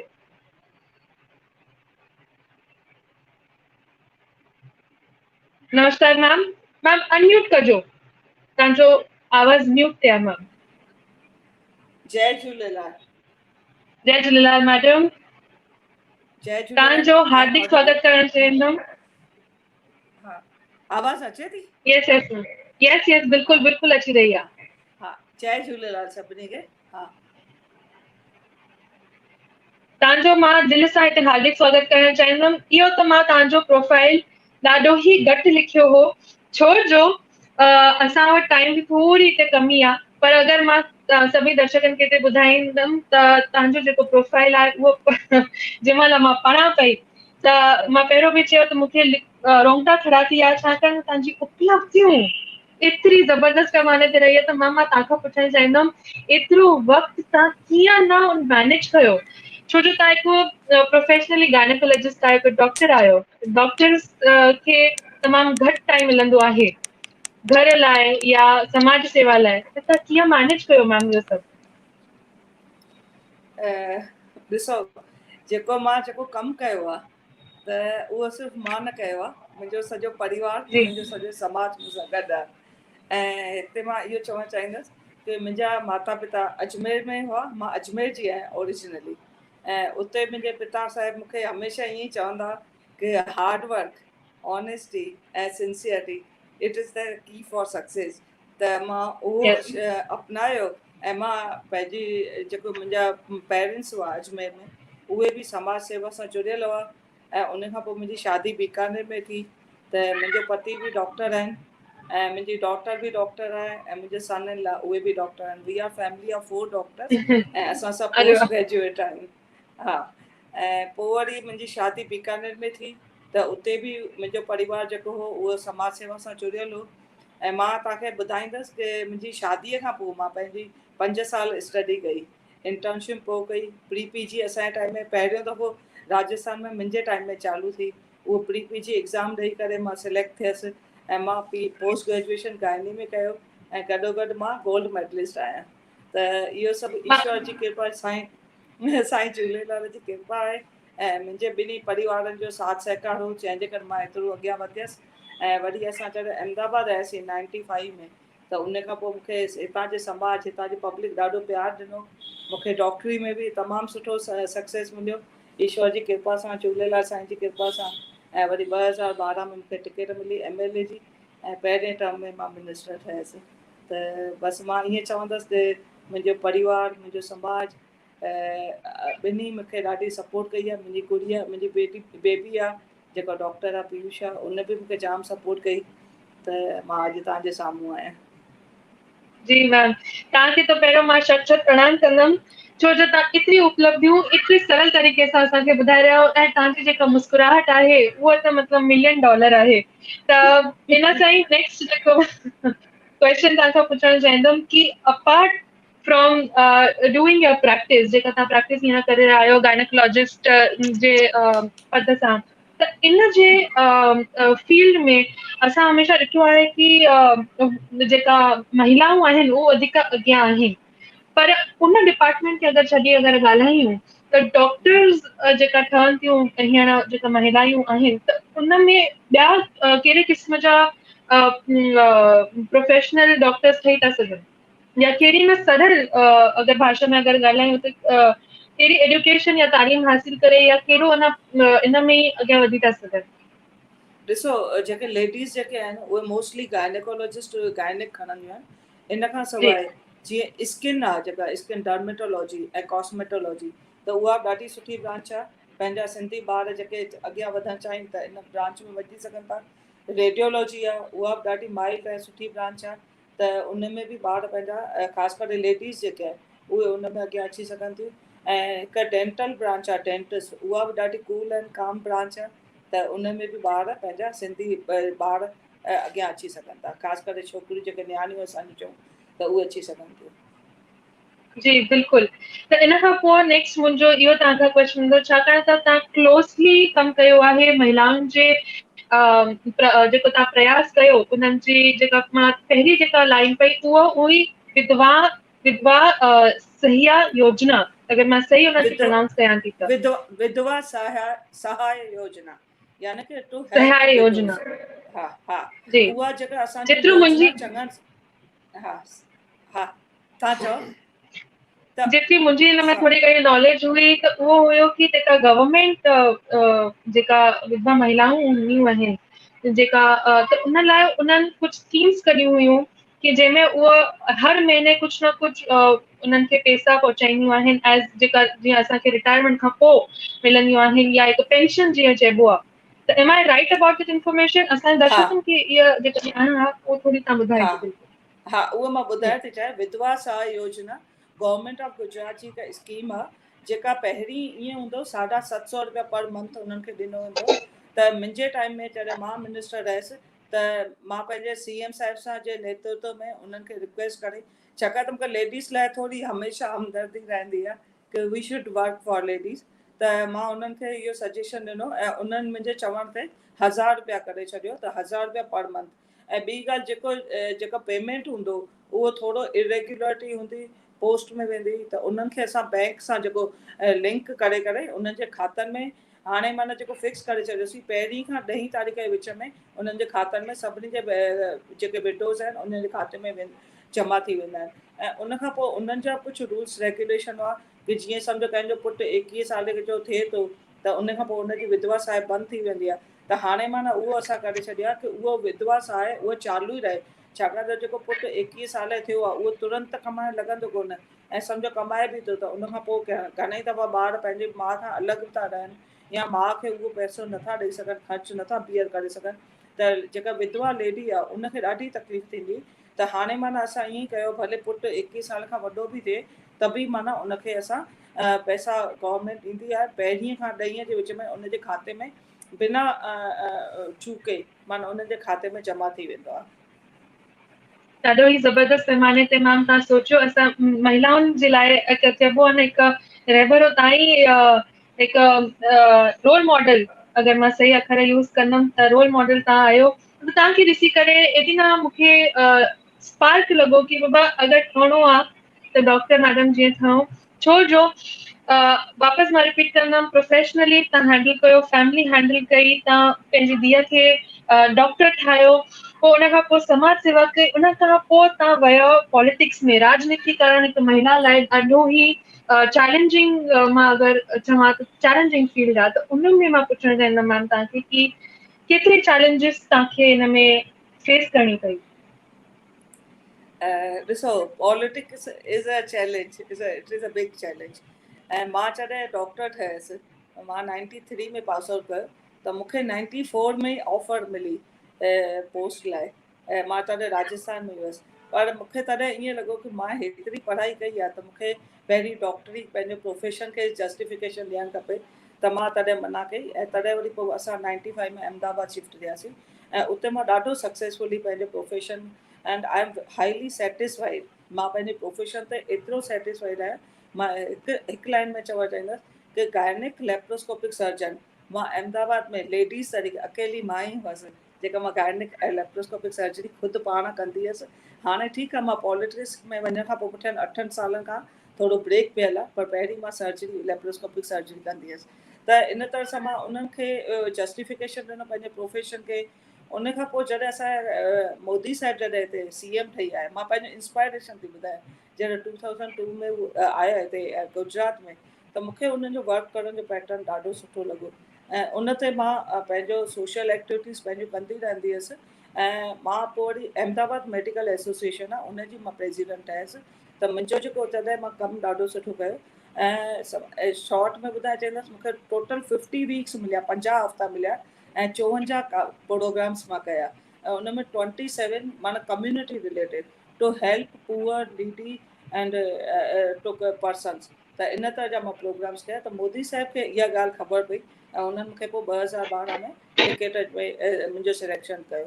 त I am highly thankful to my party, BJP party, Modi साहिब, जिन मूंखे सिलेक्ट कयो ऐं मूंखे पहिरें टर्म में मिनिस्ट्री ॾिनी। त मां उन लाइ साईं झूलेलाल साहिब जो, मोदी साहिब जो, पार्टी जो, पंहिंजे मुंहिंजा जेके शुभेच्छक आहिनि, सभिनी जो मां ख़ूब ख़ूब आभार थी मञां। जी, त मुंहिंजो ॿियो हिते तव्हां खां क्वेश्चन मैम रहंदो कि जंहिंमहिल मां तव्हांजो हिते तारीफ़ करायो त उन में मां पढ़ियो कि वन स्टॉप सेंटर ऐं पोषण सुधा योजना, त इहा ॿई जेका तव्हां संस्थाउनि सां जुड़ियल आहियो, या इहा जेका अगरि मां सही माने में चवां थी त हिकु योजना तव्हां ठाराई आहे, त इहा ॿई छा कमु करनि थियूं? जेका वन स्टॉप सेंटर जेको असां शुरू करासीं, मुंहिंजे टाइम में असां शुरू कयोसीं गुजरात में अलॻि अलॻि शहरनि में, जेके लेडीज़ खे घणेई तरह जूं तकलीफ़ूं थियनि थियूं, कंहिंजो रेप आहे या मोलेस्टेशन आहे या डोमेस्टिक वायलेंस आहे, ऐं so many problems females are facing. त उन्हनि खे तुरंत कोई हेल्पिंग हैंड घणे दफ़ा न मिलंदी आहे। त मां पंहिंजो हिकु एक्सपीरियंस ॿुधाइण थी चाहियां। मुंहिंजी हिकु स्टाफ हुई, उनखे फैमिली में हिकु दफ़ो प्रॉब्लम थी, त शी वॉज सो अपसेट, त मां उनखे पाण वटि रखियोमांसि, 15 ॾींहं मां पाण वटि रखियोमांसि। तॾहिं मूंखे इहा दिमाग़ में आयो कि भई उन्हनि जे लाइ, अहिड़नि माण्हुनि जे लाइ बि कुझु हुअणु खपे। त जॾहिं मां मिनिस्टर ठहियसि, तॾहिं मां इहो वन स्टॉप सेंटर असां शुरू कयासीं गुजरात में, ताकी हिन में छा आहे, काई बि लेडी का परेशान थी थिए, कंहिंखे घर में काई सपोर्ट नथी मिले, या हस्बैंड डोमेस्टिक वायलेंस जे करे उनखे घर मां था कढी छॾनि, साहुरा कढी था छॾनि, त उहे इन सेंटर ते वञी करे पंहिंजी सभु ॻाल्हि ॿुधाए सघनि था। जेसि ताईं उन्हनि जे घर में नॉर्मलसी नथी थिए, उन्हनि खे उते रहण लाइ मिलंदो आहे। उन्हनि खे काई मेडिकल एड जी घुरिज आहे त उन्हनि खे मेडिकल एड सॼी फ्री मिलंदी आहे। उन्हनि खे लॉयर जी ज़रूरत आहे त उहो सॼो फ्री मिलंदो आहे। ऐं उन्हनि खे काउंसलिंग जी, अधिकतर मां ॾिठो आहे कि अहिड़ी लेडीज़ खे काउंसलिंग जी ॾाढी घुरिज हूंदी आहे। उन्हनि खे सम्झाइणो पवंदो आहे कि भई कीअं उन्हनि खे जेके चैलेंजिस लाइफ में अचनि था, उन्हनि खे उहे कीअं हैंडल कनि। त उन्हनि खे हिकु काउंसलर बि उन सेंटर में हूंदो आहे, उहो उन्हनि खे हिकु हिकु ॻाल्हि सम्झाईंदो आहे ऐं कीअं हू पंहिंजे उन शौक़ जेका प्रॉब्लम आहे उन में कीअं हू ॿाहिरि अचनि। त इन तरह जो काउंसलर हूंदो आहे, लॉयर जी फैसिलिटी हूंदी आहे, डॉक्टर जी फैसिलिटी हूंदी आहे, हर तरह जी, ऐं उते रहण जी खाइण पीअण जी फैसिलिटी हूंदी आहे। त इन तरह सां जेसि ताईं उन लेडी खे ॿाहिरि उन शौक़ मां ॿाहिरि अचण लाइ 5 ॾींहं हफ़्तो 10 ॾींहं जी घुर्ज हूंदी आहे, त they can take the help of that one stop centre. That's why it is called a one stop center. ॿी जेका योजना असां हिते ॻाल्हायूं पिया उहो हुयो पोषण सुधा योजना। हा, पोषण सुधा योजना यानी कि भई लेडीज़ जेके प्रेग्नेंट लेडीज़ आहिनि उन्हनि खे घणेई दफ़ा असांजो जेको मां एज़ अ डॉक्टर मां ॾिठो आहे त मैक्सिमम जेको मैटरनल मोर्टेलिटी रेट MMR जो मेन कॉज जेको आहे उहो एनीमिया आहे, माना खून जी कमी। ऐं एनीमिया जे करे ब्लीडिंग थींदो, डिलीवरी खां पहिरीं ब्लीडिंग थी सघे, डिलीवरी खां पोइ थी सघे, ऐं बिकॉज ऑफ दैट ॿार जो वज़न घटि थिए, सो मेनी प्रॉब्लम्स थींदा आहिनि। त असांखे जेका मदर आहे जॾहिं उहा प्रेग्नेंट थी थिए त उनजी जेका हीमोग्लोबिन आहे उन जो न्यूट्रिशनल वैल्यू सुठी हुजे, त उन लाइ सरकार जे तरफ़ां उन्हनि खे 3 स्टेप्स में पैसा ॾिना वेंदा आहिनि। त 7,000 6,000 7,000 ईअं करे टोटल 21,000 जेतिरा 777 करे 3 दफ़ा उहे ॾिना वेंदा आहिनि। ऐं उहो इन करे ॾिना वेंदा आहिनि जीअं सम्झो हिकु त जेका बि मैटरनल मोर्टेलिटी आहे, मूंखे ध्यानु आहे मूंखे 25 साल थिया आहिनि हाणे डॉक्टर हिते पंहिंजी प्रैक्टिस कए, त अहमदाबाद जहिड़े शहर में मुंहिंजे एरिया में माना मिनिमम बि 50% डिलीवरीज़ होम डिलीवरी या डिलीवरी बाय दाई थींदियूं हुयूं। त मुंहिंजो इहो मिशन हो कि इहो होम डिलीवरी बाय अनट्रेन्ड दाइज़ it should be stop like city, like big city metro city like Ahmedabad. त मां हुते पेशेंट्स खे ॾाढो काउंसलिंग कंदी हुयमि कि भई तव्हां ग़रीब आहियो त नो प्रॉब्लम, तव्हां भले सिविल में वञो, सिविल में एटलीस्ट तव्हांखे हिकु MD रेजिडेंट त तव्हांखे अटेंड कंदो, तव्हां सिविल में वञो, गवर्नमेंट में वञो, उते तव्हांखे फ्री मिलंदो। If U can afford U can come in private hospital, if U can't afford तव्हां सिविल में वञो हली, बट डोंट टेक चांस कि भई तव्हां दाई खां डिलीवरी कराए या घरनि में डिलीवरी कराए। त चवण जो मतिलबु जेको मैटरनल मोर्टेलिटी रेट आहे उहो बिकॉज ऑफ होम डिलीवरी थींदो आहे या वरी एनीमिया जे करे थींदो आहे। त जेकर असां पेशेंट खे मोटिवेट कयूं कि तूं हॉस्पिटल में तोखे नालो लिखाए अचे, त पहिरें दफ़ो जेको नालो लिखाईंदा तॾहिं उन्हनि खे 7,000 ॾींदा आहियूं ताकी उहे बराबरि आयरन जूं दवाऊं वठी सघनि, आयरन कैल्शियम प्रोटीन वग़ैरह जेको घुरिज आहे उहे उन्हनि जूं दवाऊं वठी सघनि, पंहिंजो न्यूट्रिशन फूड ढंग सां करे सघनि, पाण ढंग सां फूड खाइनि। ऐं नेचुरली लेडी घर में ठाहींदी त मतिलबु पूरे परिवार खे खाराइणो आहे, ईअं त आहे कोन पाण खाईंदी पंहिंजे हस्बैंड खे न खाराईंदी आहे, पंहिंजे ॿारनि खे न खाराईंदी, त माना उन घर जो पूरो फूड प्रॉपर थिए, इन करे उनखे 7,000 ॾिनो आहे। पोइ वरी उनजी डिलीवरी थींदी आहे त भई डिलीवरी उन हॉस्पिटल में कराई त वरी उनखे 7,000 ॿिया ॾिना वेंदा आहिनि। ऐं वरी पोइ ॿार खे वैक्सीन, छाकाणि वैक्सीन इज़ ऑल्सो इम्पोर्टेंट, त ॿारनि खे वैक्सीनेशन थींदी त उन्हनि जी बीमारियूं, उनजी जेको ॿार जी इन्फेंट मोर्टेलिटी या जेको ॿार जी डेथ रेट आहे त उहा घटि थिए, त उन्हनि खे वैक्सीन ॾिनो वञे, त उन्हनि खे मोटिवेशन ॾिनो वञे भई तव्हां वैक्सीन पूरो करायो त तव्हांखे वरी ॿिए 7,000। त इन तरह सां उन्हनि खे 3 डिफरेंट पार्ट्स में पैसा ॾिना वेंदा आहिनि ताकी उहे बराबरि पंहिंजी न्यूट्रिशन, हॉस्पिटल डिलीवरी, ॿारनि जी वैक्सीन ऐं पंहिंजो फूड जी प्रॉपर केयर करे सघनि ऐं हॉस्पिटल डिलीवरी थिए। बिल्कुलु जेका इंफॉर्मेशन मैम तव्हां ॾेई रहिया आहियो, मूंखे लॻे थो जेका बि असां जुड़ियल दर्शक हूंदा ऐं स्पेशली जेका बि असांजी महिलाऊं हिते ॾिसनि थियूं त मूंखे लॻे थो उन्हनि खे हिकु नई ऊर्जा, हिकु नई रोशनी, हिकु नई नॉलेज हिते मिलियो हूंदो कि कहिड़ी न ज़बरदस्त योजनाऊं तव्हां जहिड़ी महिलाऊं असां महिलाउनि जे लाइ डिज़ाइन कयूं थियूं, छो जो अञा बि बीइंग इन 21st सेंचुरी 2020 में वेठा आहियूं त बि महिलाऊं ॾाढा अञा बि चैलेंजेस फेस था कनि, या चइबो कि उन्हनि जो ग़लति तरीक़े सां शोषण थो थिए, या उन्हनि जे जेका मानसिक स्थिति आहे या जेको इमोशनल उन्हनि जो इम्बैलेंस हूंदो आहे उहो कंहिंखे ख़बर न पवंदी आहे, पर अंदरि ई अंदरि उहो घुटजंदी रहंदियूं आहिनि। त तव्हां जहिड़ी जेका महिलाऊं आहिनि जेका असांखे इंस्पायर कनि थियूं उन साइड ते वेही, त आई फील वेरी प्राउड कि मां हिकु महिला आहियां, हिकु छोकिरी आहियां, भॻवानु मूंखे अहिड़ो ठाहियो आहे, हिकु महिला जे ज़रिया मां हिते पहुती आहियां, अॼु इन प्लेटफॉर्म ते वेही करे तव्हां जहिड़ी शख़्सियत सां हिते ॻाल्हाए रही आहियां। त थैंक यू सो मच। इन खां पोइ वेंदे वेंदे मैम तव्हांखां मां ज़रूरु 2 क्वेश्चन्स पुछणु चाहींदमि कि वुमेन एम्पावरमेंट इहो ॾाढो ई चर्चित टॉपिक रहियो आहे हींअर वक़्त ते, त मां तव्हांखां पुछणु चाहींदमि कि वुमेन एम्पावरमेंट जी जेका प्रेरणा तव्हां सभिनीनि खे ॾेई रहिया आहियो त उन जे बारे में तव्हांखे उजागरो कीअं थियो ऐं जेका नई स्कीम्स तव्हां सोचे रहिया उन जे बारे में बि असांजे दर्शकनि खे ज़रूरु ॿुधाइजो। ॾिसो, वुमन एम्पावरमेंट जेका करणो आहे त उन्हनि खे काई बिल्डिंग तयारु थींदी आहे न त 4 पिलर्स हूंदा आहिनि। त इन तरह सां हिन जा बि 4 वैराइटीज़ आहिनि, 4 पिलर्स आहिनि। जीअं काई बि लेडी जो असांखे एम्पावरमेंट, वुमन जो एम्पावरमेंट करणो आहे त सभिनी खां पहिरीं त उनजो शारीरिक उनजो एम्पावरमेंट थियणु खपे। उन लाइ उनजी हेल्थ इज़ मोर इम्पॉर्टेंट, उनजी हेल्थ तमामु सुठी रहे। त उन लाइ हेल्थ सां रिलेटेड गवर्नमेंट जूं ॾाढियूं स्कीम्स आहिनि। असांजे गुजरात गवर्नमेंट जी जॾहिं मां पंहिंजे MLA हुअसि तंहिं टाइम असां असांजा आनंदीबेन ओडम CM आहे, उन्हनि खे चई करे जेके लेडीज़ खे ब्रेस्ट कैंसर ऐं ब्रेस्ट यूट्रस कैंसर यूट्रस थींदो आहे, most of the maximum mortality because of cancer in females अगरि थींदी आहे त कैंसर सर्विक्स ऐं कैंसर ब्रेस्ट थींदी आहे। त उहो उनजो सॼो ट्रीटमेंट गवर्नमेंट जे तरफ़ां उन्हनि जी स्क्रीनिंग खां वठी करे ट्रीटमेंट फुल उहो फ्री थिए। त उन तरह जो असां लॉन्चिंग कयो। त चवण जो मतिलबु अहिड़ियूं जाम असांजूं स्कीम्स आहिनि जेके वुमन खे हेल्थ खे इम्प्रूव कनि, शारीरिक खे इम्प्रूव कनि। ॿियो थींदो आहे सामाजिक। जीअं मां तव्हांखे हाणे एग्ज़ाम्पल ॾिनो, असां विधवास आहे त अहिड़ियूं जॾहिं ॿार माउ जे पेट में थो हुजे तॾहिं खां वठी टिल डेथ ताईं असांजे वुमन सां रिलेटेड सो मेनी योजनाऊं आहिनि। जीअं बेटी बचाओ बेटी पढ़ाओ, मतिलबु अञा ॿार माउ जे पेट में आहे त असां चाहियूं था त उनजो बचाव थिए। त उन तरह सां वरी जीअं बेटी ॿाहिरि थी अचे त बेटी बचाओ बेटी पढ़ाओ, त उनखे कीअं पढ़ायो वञे। ऐं इन तरह सां उनजो फूड सां रिलेटेड वरी उनजो विधवास आहे या उन्हनि जी एजुकेशन सां रिलेटेड सो मेनी योजनाऊं असांजी गुजरात गवर्नमेंट जूं आहिनि। त इन तरह सां उन्हनि जो सामाजिक हिकु भेरो एम्पावरमेंट थिए। इन खां सवाइ उन्हनि जो थियणु खपे आर्थिक एम्पावरमेंट, यानी कि इकोनॉमिक एम्पावरमेंट। त उन लाइ माना जेका बि लेडी आहे उन जे लाइ सभिनी खां पहिरीं त एजुकेशन तमामु ज़रूरी आहे। एजुकेटेड लेडी हूंदी त कॾहिं बि उनखे लाइफ में काई प्रॉब्लम हूंदी त उहा पंहिंजो नौकिरी करे पंहिंजो पेरनि ते बीह सघे थी, पंहिंजनि ॿारनि खे सपोर्ट करे सघे थी। त एजुकेशन इज़ मस्ट। इन खां सवाइ जेका एजुकेशन बि कान्हे, हा, त उन्हनि खे ॿिए बि घणेई एक्टिविटीज़ आहिनि। जीअं सम्झो कंहिंखे पार्लर खोलणो आहे त पार्लर जी पूरी किट असांजी गुजरात गवर्नमेंट ॾींदी आहे लेडीज़ खे। त इन तरह जूं सो मेनी एक्टिविटीज़ आहिनि। ऐं एंटरप्रेन्योरशिप लाइ त तव्हांखे मां ॿुधायां, गुजरात में लेडीज़ लाइ हिकु अलॻि हिकु कैंपस आहे जंहिंमें लेडीज़ ई सॼियूं माना एंटरप्रेन्योर आहिनि।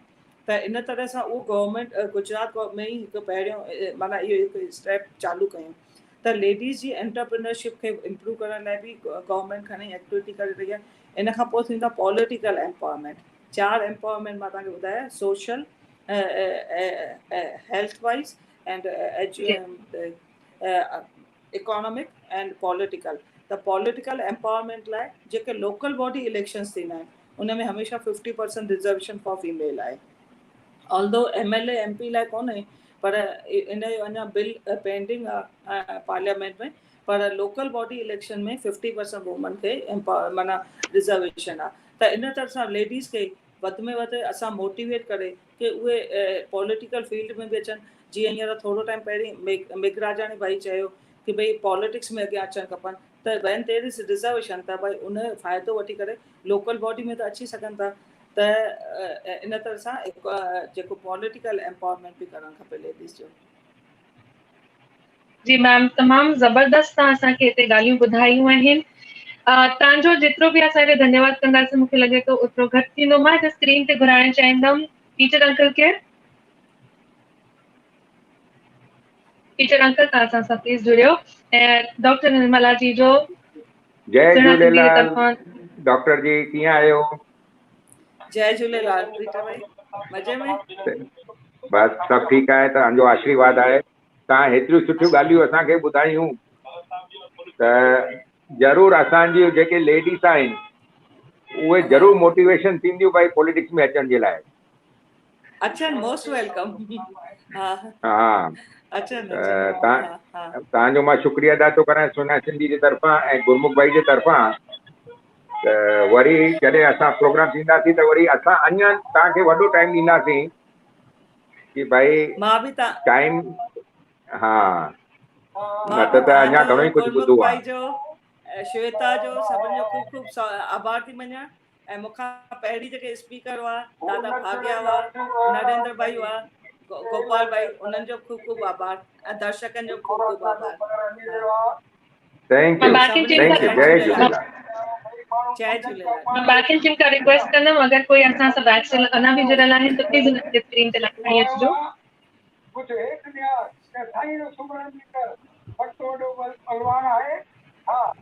तव्हां सभिनीनि जो जेका असां सिंधी अनमोल रतन आहिनि असां सां मौजूद, मां उन्हनि जो लख लख शुक्रानो कंदमि कि तव्हां टाइम कढी एॾो ज़बरदस्त कार्यक्रम असां सां कयो।